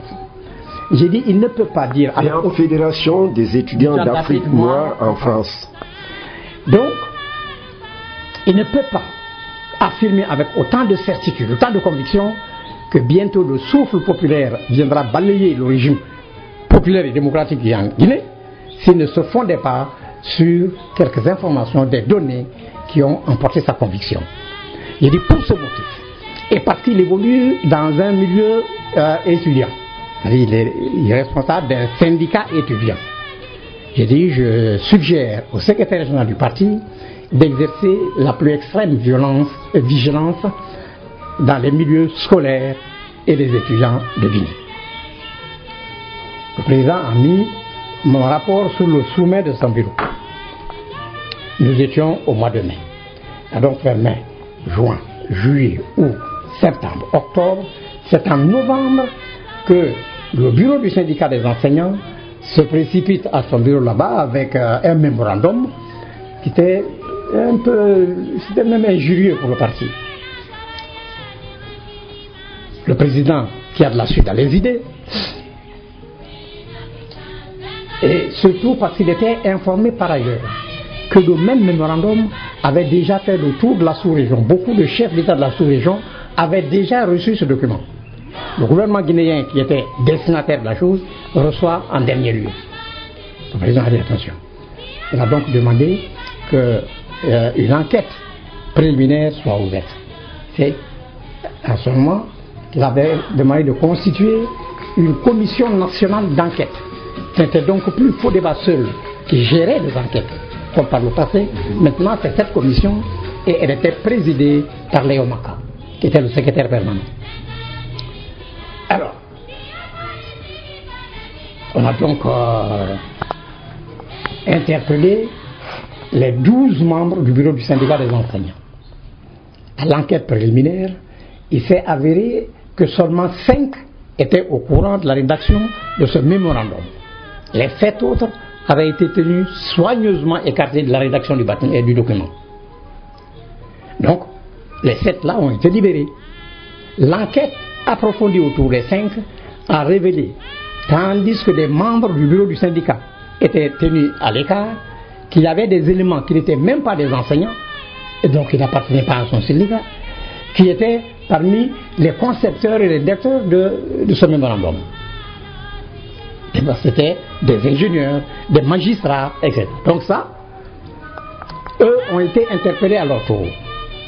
Leur interpellation a révélé d'abord qu'ils avaient tous en commun une chose. Ils étaient des militants ou des sympathisants du PAI.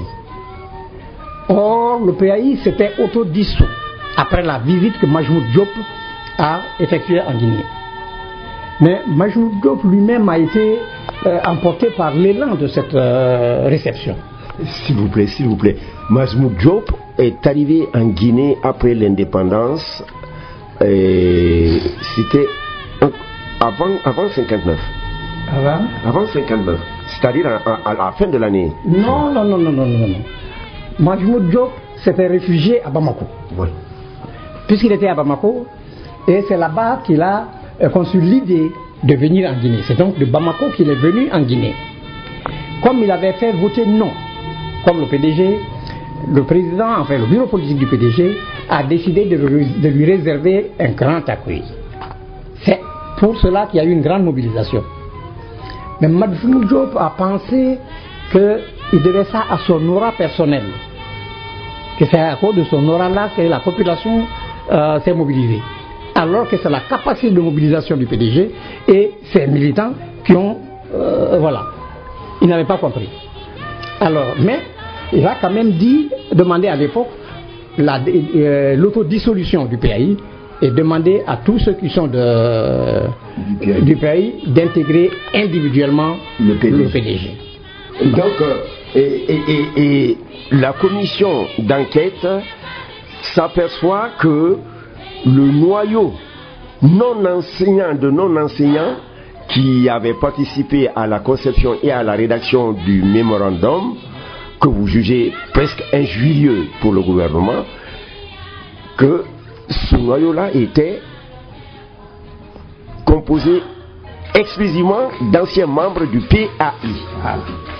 Et donc, des gens du PAI, dont le représentant personnel de Majmoud Diop après justement sa réception, les rapports étaient vraiment bien. Il avait donc désigné Nyang Seni pour le représenter auprès du PAI et du PDG.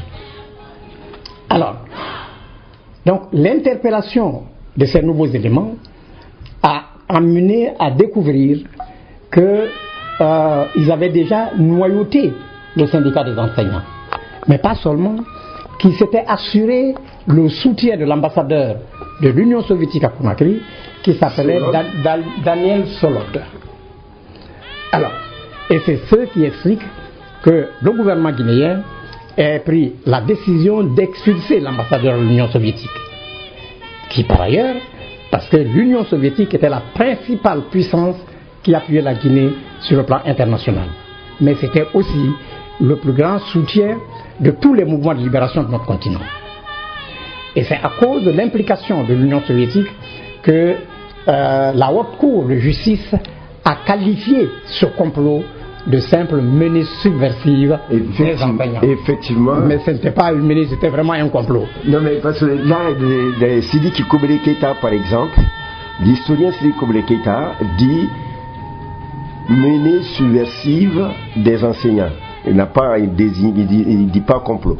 Non, parce que c'est ce que la Haute Cour de justice a décidé. D'accord. Or, la Haute Cour l'a décidé parce que l'Union soviétique était impliquée. La Guinée estimait, c'est vrai que cette attitude de l'ambassadeur de l'Union soviétique porte atteinte à la souveraineté de la Guinée. Mais comme par ailleurs, l'Union soviétique était le plus grand soutien de tous les mouvements de libération de notre continent, et même le rempart pour la Guinée, qui ne sied pas que ce soit nous qui affaiblissions l'Union soviétique. C'est pour ce motif qu'on a requalifié ce complot pour ne pas nuire à l'Union soviétique. C'était une décision hautement responsable. Alors, d'ailleurs, l'Union soviétique a dépêché à Guinée une mission de très haut niveau pour venir présenter des excuses, prendre des engagements comme quoi cela ne se répéterait plus. Et je dois avouer à leur décharge que de ce jour jusqu'à la mort du président Sékou Touré, l'Union soviétique est restée correcte dans ses relations. On n'a jamais trempé dans un complot. Oui. Mais nous étions déroutés. Parce que ce complot n'avait aucun lien organique avec le complot où il y avait les anciens combattants et l'imam de Coronti et d'autres choses. Il n'y a pas de lien. Alors, on était désemparés. Bon, le président, qui est un homme qui a la tête sur le cou, le président sagement dit, soyons patients, observons. Donc on a été patients. C'est donc après ce complot-là que les membres de la LUNT, aucun de ceux-là, c'est-à-dire jusqu'à ce complot, aucun n'a fait le camboire. En dépit de tout ce qu'ils racontent, c'est faux. Tous ceux qui ont été condamnés à l'occasion de ce complot ont purgé leur peine dans les prisons de Kankan, Farana, Kisidegou et Zérékoré. Non, Zérékoré. Exclusivement. On les a divisés en 4 groupes et ils tournaient entre ces 4 centres de détention. C'est ça. C'est à la fin de leur internement, la commission présidée par Elaï Saïfoulaye Diallo, commission du bureau politique, examine ce dossier et trouve que ça n'a pas été judicieux de mettre ceux-là en prison au même endroit que des détenus du droit commun, des criminels, des voleurs, des drogués, des prostituées. On dit que vraiment c'est pas normal. D'autant plus que dans l'esprit du parti, cette période d'internement en prison, ce n'était pas pour les détruire. C'était une période de rééducation. C'était pas pour leur nuire voilà. Profondément. On voulait simplement qu'ils tirent les leçons de leur erreur, qu'ils s'engagent à ne plus retomber là-dedans, qu'ils comprennent les dangers que ça peut jouer. Et donc,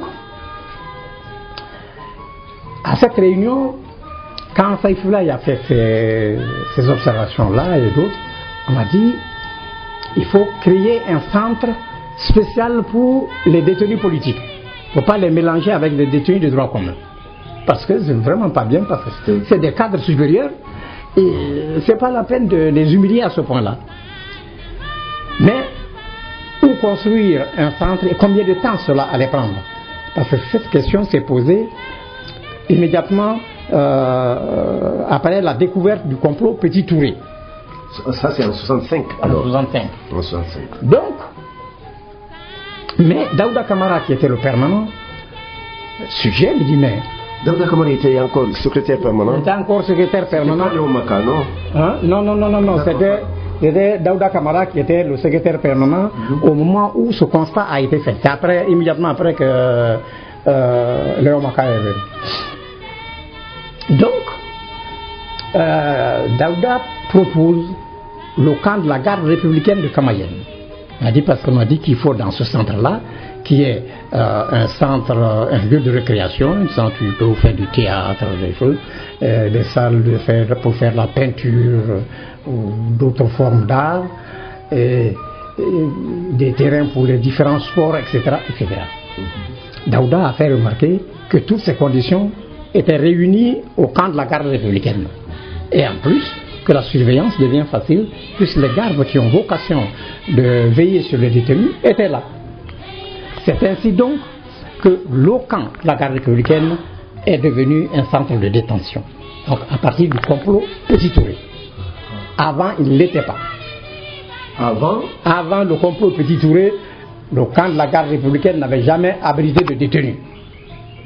D'accord. Voilà. Donc, au cours de ce complot des enseignants, parce que je n'avais pas terminé, il est apparu une chose qui a un peu fait réfléchir le bureau politique. Fodéba, qui au moment maintenant du complot des marxistes là, était devenu entre-temps ministre de l'Intérieur, ministre de la Défense, de l'Intérieur et de la Sécurité. Fodéba avait été informé de l'existence de ce complot très tôt. Et il connaît pour l'essentiel les principaux acteurs. Mais il avait son agenda propre. Fodéba s'est aperçu que parmi ceux qui étaient impliqués dans ce complot, qu'il y avait 3 ou 4 éléments qui sont tous des cousins directs du président Saïfoulaye Diallo. Or, dans leur logique à eux, lui, Ismaël et certainement d'autres qu'ils ont pu recruter, Saïfoulaye était l'obstacle principal entre eux et le pouvoir, parce qu'il était le plus intimement lié au président Sékou Touré. Et c'était vraiment l'ami du président Sékou Touré. Donc, il voulait l'éliminer. Et puisque ses cousins étaient impliqués, Fodéba laissait pourrir donc la situation pour, à la faveur d'un interrogatoire musclé, les amener à citer Saïfoulaye. Mais c'est l'existence de cette commission nationale d'enquête présidée en ce moment par Léon Maka qui l'en a empêché. Parce que la commission fonctionnait sous la présidence exclusive de Léon Maka. Parce qu'en plus de Léon Maka, comme membre du bureau politique, il y avait Jean Faragdet Tunkara. Il y avait évidemment Fodéba et Tal Habib et d'autres, je ne me rappelle pas des détails. Toujours est-il que Léon Maka, qui avait reçu des instructions claires du président, a subdivisé la commission nationale d'enquête en 3 sous-commissions. L'une présidée par Jean Faraghet Tunkara, qui siégeait au camp Alpha Yaya Diallo. L'autre présidée par Fodéba Keïta, avec comme vice-président Tal Habib, siégeait au camp Samory. Et la 3e commission, présidée par lui-même, siégeant au camp de la garde républicaine. Et c'est Léon Maka qui distribuait les prévenus entre les commissions. Mais pas la commission se réunit, on choisit, non, c'est lui qui dresse des listes, commission telle, voilà, etc., etc. Ça a beaucoup gêné Fodéba. Donc l'objectif consistait à avoir sous sa main les Assimi ou les Baldé Moutaga, etc., qui sont des cousins de Saïfoulaye, pour les amener à citer celui-ci et le compromettre. Donc, il n'a pas eu cette possibilité. Et il n'était donc pas content. Et d'ailleurs, il siégeait très peu dans sa commission. Il faisait le tour de toutes les autres commissions comme s'il était un superviseur de quelque chose. En réalité, il cherchait simplement à tomber sur le bon moment pour pouvoir remplacer un mot afin de compromettre Saïfoulaye. Mais il n'a pas réussi. Parce que le président après l'épreuve contre les gens de Coronti et les inspecteurs du travail, avait donné des instructions trop claires à Léon Maka pour que Fodeba puisse avoir entièrement la main libre sur les choses. Alors, donc, l'objectif que Fodeba visait n'a pas pu être atteint, bien que Ismaël était derrière et poussait quand même. Ismaël et Fodeba étaient des amis. Des amis. C'est-à-dire qu'eux aussi avaient fait un groupe, à l'instar du groupe qui était animé par le président. Parce que dans le groupe, le président, Saïfoulaye, Ebeyagogi et Lantan. Et on créait un groupe. Il y avait Fodeba, il y avait Ismaël Touré, Gaïdi Gueye et occasionnellement Diop Alassane et Diop Tidiane, en fait des gens de Fria et autres. Des choses. Alors, mais quand donc les différentes commissions travaillaient sous la supervision de Léon Maka. Mais Fodeba faisait le tour de toutes les sous-commissions. Mais il n'est pas parvenu à cette fin. Alors, évidemment, il n'était pas content. Il commençait à se douter, il pensait certainement que quelque part, on ne lui fait plus entièrement confiance. Parce qu'il était quand même intelligent. Il s'est passé qu'avant ça, il y a eu un séminaire à Foulaya. Le séminaire de Foulaya, qui était en fait une commission d'investiture en prévision du 6e congrès. On a voulu que cette commission dresse une liste de cadres susceptibles d'être candidats pour être membres du bureau politique. Ce séminaire a eu lieu à Foulaya. En 62, 62, 62. Oui. Non, c'est avant 52. C'est avant 62. Avant 62. C'est avant 62 parce que c'est avant le 6e congrès. Oui, s'il vous plaît. Oui. Ah, oui. S'il vous plaît. Ouais. Donc, le 6e congrès est précédé d'un séminaire à Foulaya.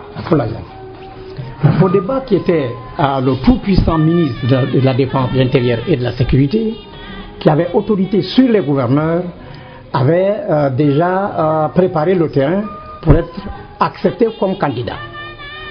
Donc à Foulaya, pour dresser cette liste, les fédérations intervenaient par ordre alphabétique. Et c'est toujours Beila qui intervenait. La première. Et le gouverneur de Beila de l'époque, c'était Émile Condé. C'est donc Émile Condé qui, le premier, a proposé Fodeba Keïta pour être sur la liste des candidats à l'élection des membres du bureau politique. Alors d'autres l'ont suivi. Donc, après la proposition de Émile, avec le support de beaucoup de gouverneurs de région, Ismaël, qui était le président de la commission d'investiture, prend la parole au nom du bureau politique.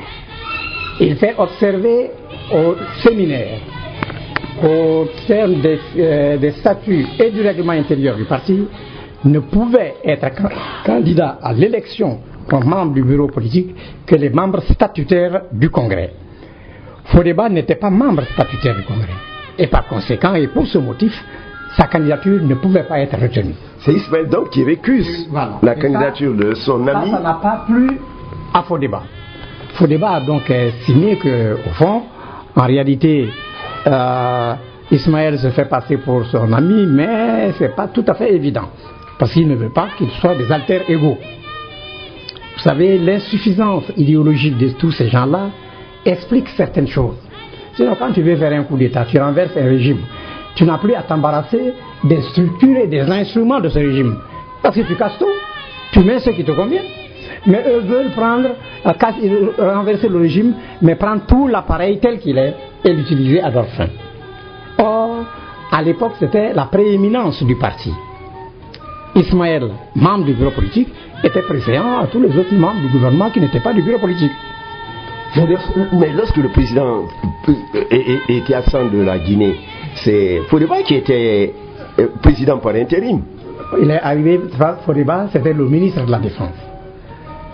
C'était ça. C'est-à-dire qu'il y a toujours cette confusion, parce qu'après Fodeba, tous ceux qui ont été ministre de la Défense, Sadio Mamadou ont été le président par intérim. Ce n'était pas lié à la personne de Fodeba, mais à sa fonction. Alors, donc, Fodeba a très mal pris ça. Parce qu'il ambitionnait réellement d'être membre du bureau politique. Comme c'est lui et Ismaël qui avaient monté toutes les combines contre le régime, et ils avaient recruté des militaires, des policiers, des commerçants, enfin, ils avaient beaucoup de gens avec eux. Il a commencé donc à démobiliser certains pour constituer un autre groupe à l'intérieur du groupe qu'il avait en commun avec Ismaël. Mais puisque c'est les mêmes et qui se connaissaient tous entre eux, Ismaël a été informé de cette nouvelle manœuvre de Fodeba. Dès qu'il l'a su, il a pris les devants. Il est parti trouver le président. Il a dit voilà que depuis quelque temps, là, tout le monde a pu observer qu'il était réellement collé à Fodeba, il ne se séparait pas, qu'il avait fait ça pour connaître la pensée intime de Fodeba, ses intentions réelles, que maintenant il les a percées, que Fodeba veut absolument renverser le régime. Et il a donc fourni beaucoup d'informations.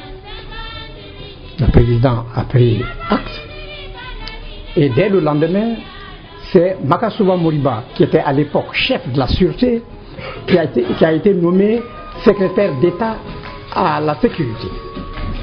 Mais ça a été une erreur au plan tactique. Parce que dans l'histoire du parti d'abord, Makasuba Moriba a toujours milité et était toujours à l'offensive. Il avait même été député maire de la deuxième grande commune du pays, Kankan, sous le drapeau du PDG. Tandis que Fodeba n'a fait qu'animer les ballets africains qui opéraient en Europe. En fait, sur le terrain en Guinée, il n'avait joué aucun rôle. Or, c'est Fodeba qui était le ministre de la Défense, de l'Intérieur et de la Sécurité. Makasuba, qui a mené toutes les luttes du parti, était secrétaire d'État placé sous les ordres de Fodeba. C'était une erreur. Mais ce n'est pas la seule erreur. C'est qu'à l'échelle de Séguiri, Makasuba était un noble, là où Fodeba était son griot. Donc on avait créé une situation conflictuelle qui ne pouvait pas conduire Makasuba à être ce militant désintéressé, offensif qu'il était. C'est ce qui a expliqué son glissement du côté de la contre-révolution. Mais la tort, c'est également une faiblesse idéologique.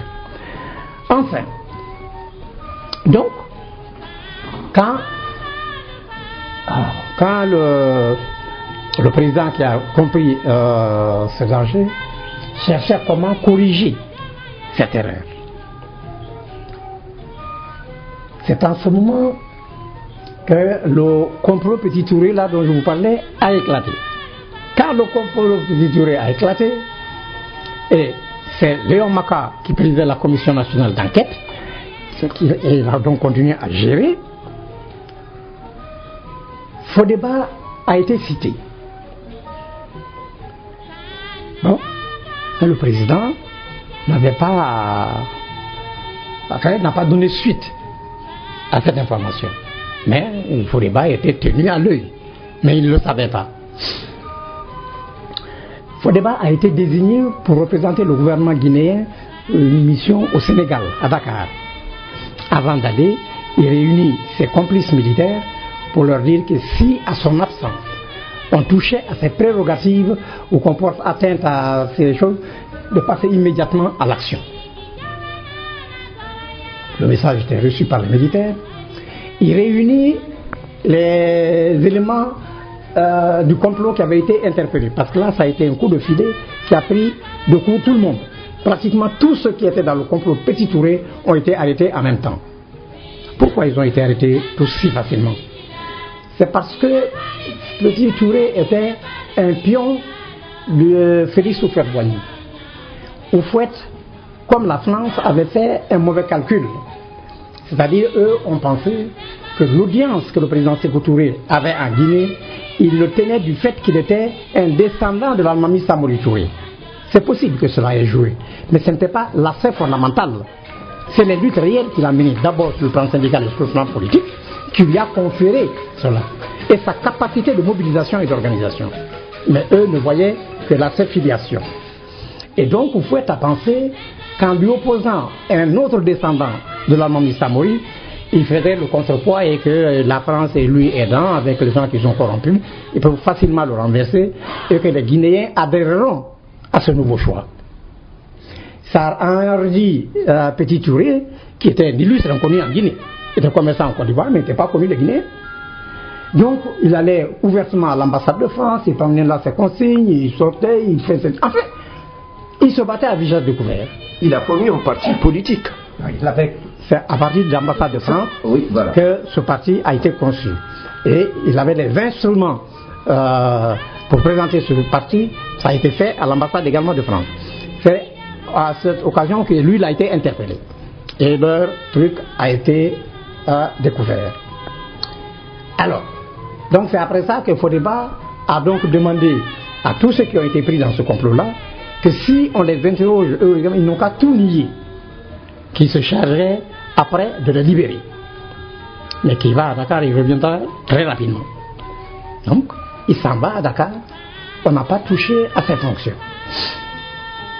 Donc, les militaires qui étaient avec lui n'ont rien eu à faire. Il revient.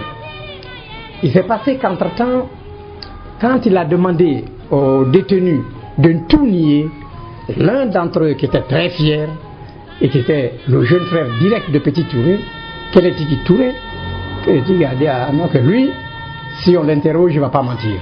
Il dira la vérité. Fodéba a tout fait pour le dissuader, il ne le dit jamais. Que jamais il va se rabaisser à mentir. Il dira la vérité. Fodéba a vu qu'il ne pouvait pas le ramener en arrière. Donc, il prend la décision de le faire éliminer. Et il donne à ses complices, qui étaient là-bas, les moyens pour éliminer Kélétiki. Mais il se passe que parmi ceux qui étaient arrêtés, il y avait un bon chrétien. C'était Jean Faragouet Tronkora, qui était dans le complot. Jean Faragouet n'a pas du tout apprécié le fait que Fodéba, par soif de pouvoir, ait éliminé un de ses complices, c'est-à-dire Kélétiki Touré. Il se fâche, il appelle Siaka. Il dit de lui amener beaucoup de papiers et plusieurs bics. Ce que Siaka a fait. Il lui a amené pratiquement une demi-rame de papier. Une demi-rame de papier et 5 bics. Ils ont aménagé une table sur les manguiers. Il s'est assis là et il a rédigé pratiquement un livre. C'est hyper comme ça. Hein.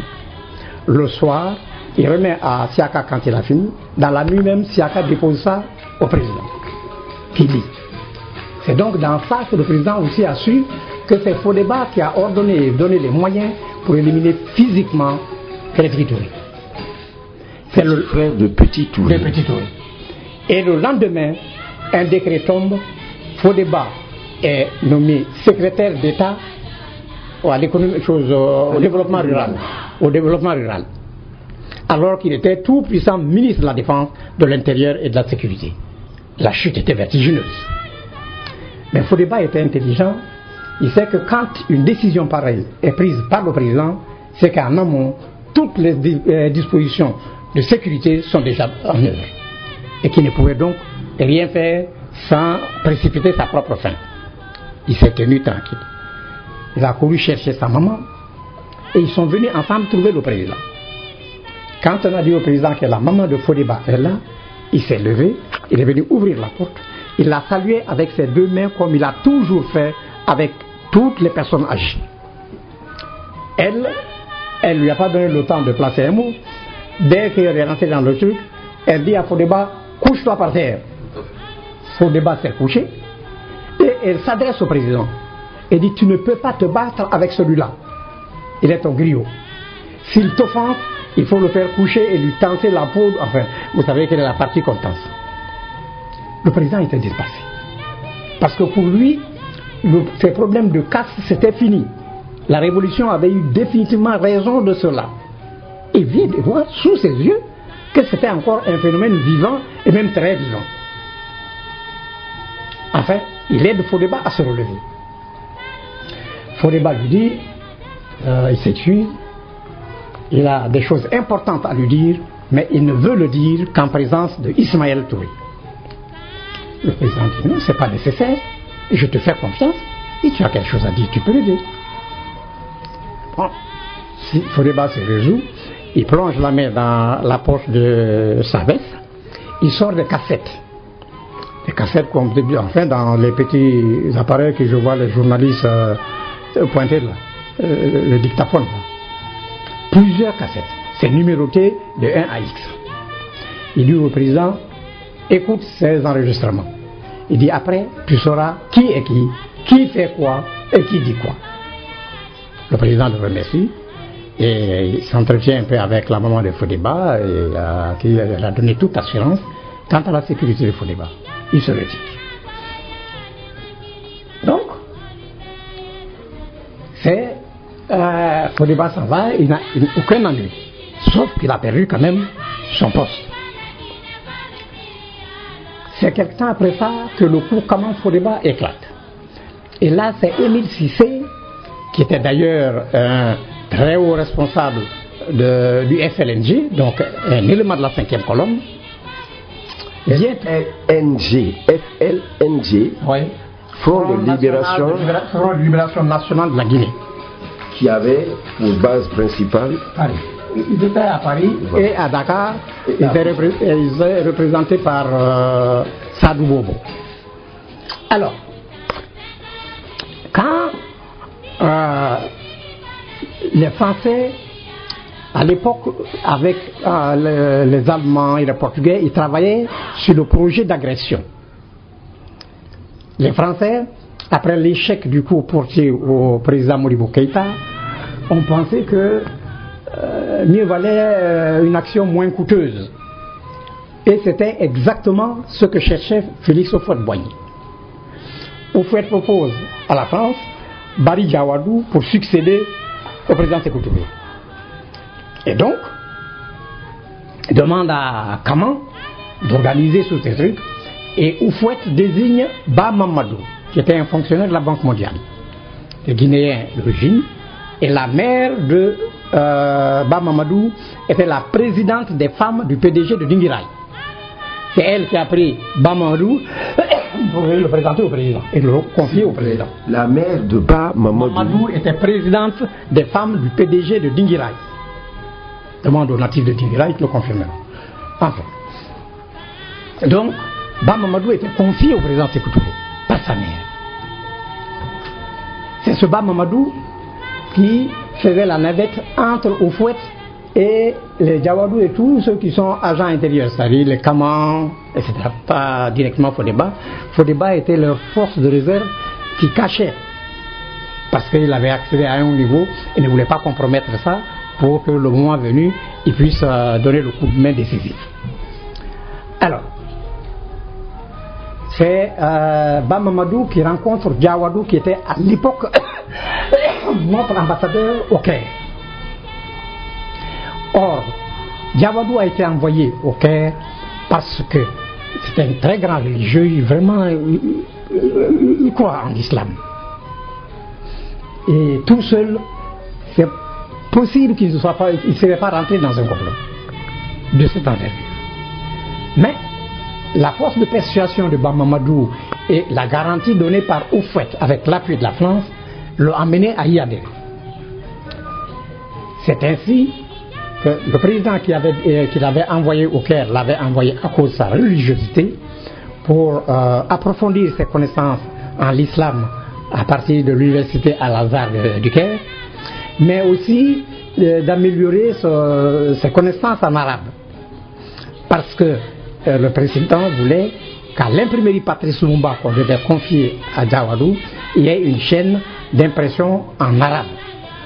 Les journaux, des livres devaient être imprimés là. Alors, Diawadou est rappelé.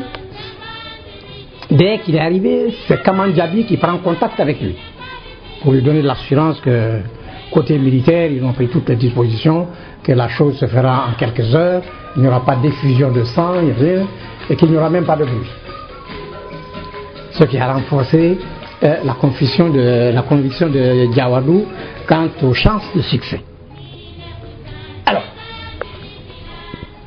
et Kama le met en contact avec Fodeba, qu'il rencontrait seulement la nuit et toujours à des heures tardives. Une seule fois, il a croisé des gens qu'il n'aurait sûrement pas souhaité croiser. C'est Alassane Diop, qui était aussi du camp de Fodeba, Ismaël, qui était venu rendre visite à Fodeba comme il a l'habitude de le faire. Eh bien, Fodeba était dans sa chambre. Donc il s'assied dans le salon, il est chez lui, il a l'habitude de venir. Longtemps après, Fodeba sort et avec Bari Diawad. Diawadou salue Diop, il sort, il s'en va. Fodeba ne donne aucune explication à Diop Alassane, qui a commencé à douter en ce moment. Il dit attention, nous sommes avec cet homme, on fait tout. Il reçoit quelqu'un comme Diawadou, il ne nous dit pas le pourquoi, il ne dit pas ce qu'il est dit. Voilà. Enfin bref. Donc, ce coup éclate. Ça a commencé par quand Émile est venu. Donc, c'est les services secrets français qui demandent au FLNG de mettre en sourdine des démarches qu'ils étaient en train de faire pour l'agression. En disant l'agression, ça va faire beaucoup de bruit, ça mobilise beaucoup de nations et beaucoup de forces, ça c'est pas facile à cacher. Par contre, l'action que eux étaient en train de diligenter a toutes les chances de réussir et dans la plus grande discrétion, sans effusion de sang. Ils ont rappelé que ce sera comme au Mali contre le président Modibo Keïta. Les Français donc disent au FLNG de mettre en sourdine le projet d'agression parce qu'ils étaient sur la finition, c'est-à-dire la fixation de la date et les modalités pour l'organisation de l'agression. Eux, puisqu'ils ne peuvent pas dire non à la France, ont fait semblant d'accepter parce que les services secrets français ont commis une faute. Ils ne se sont pas contentés de dire que leur projet a plus de chances de réussite sans effusion de sang, sans bruit.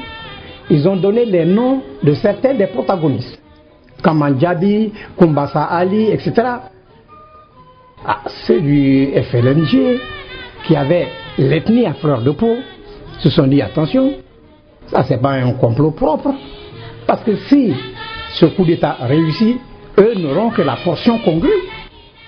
Donc vraiment ils ne sont pas partants. Mais ils ne peuvent pas le dire à la France. Leur propre existence dépend de la France. Ils font semblant donc d'être d'accord, mais en même temps, ils donnent instruction à leur représentant en Guinée, Émile Cissé, pour révéler la chose au président Sékou Touré, afin que ce coup échoue. Vous voyez les luttes d'influence qu'il y avait entre les différents protagonistes des complots contre la Guinée.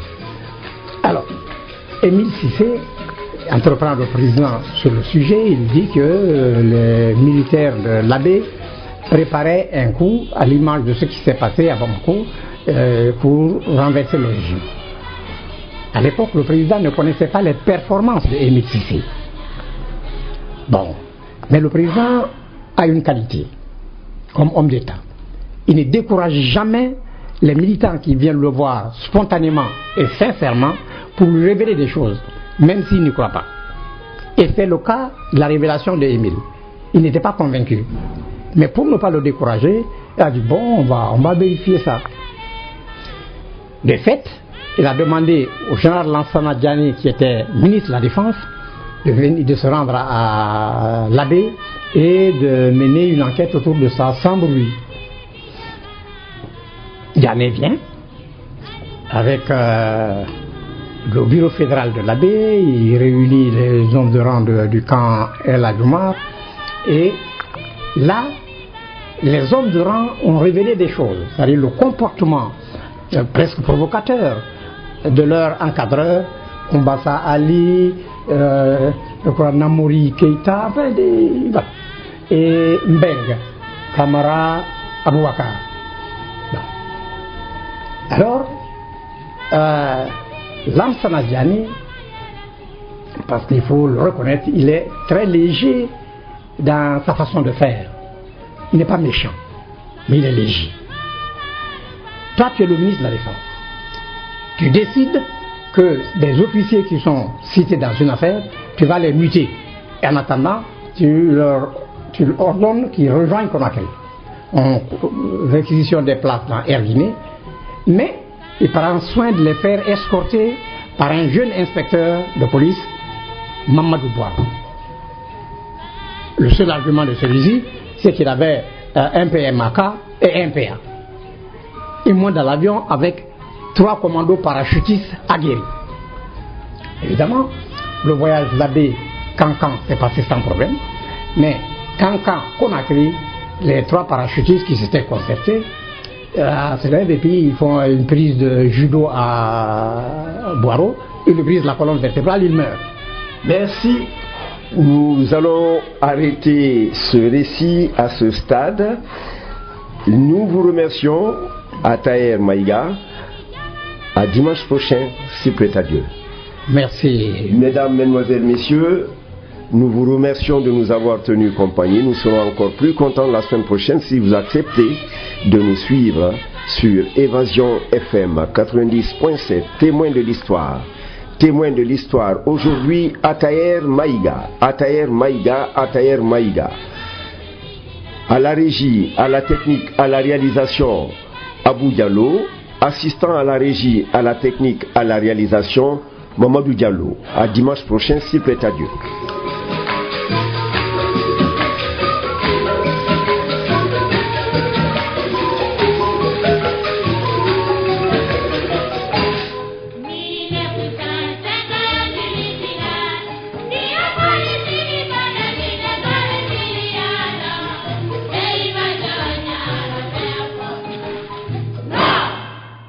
Écoutez Évasion FM 90.7, la radio qui vous autorise tous les rêves, qui vous autorise tous les rêves, qui vous autorise tous les rêves, qui vous autorise tous les rêves, qui vous autorise tous les rêves, qui vous autorise tous les rêves, qui vous autorise tous les rêves, qui vous autorise tous les rêves.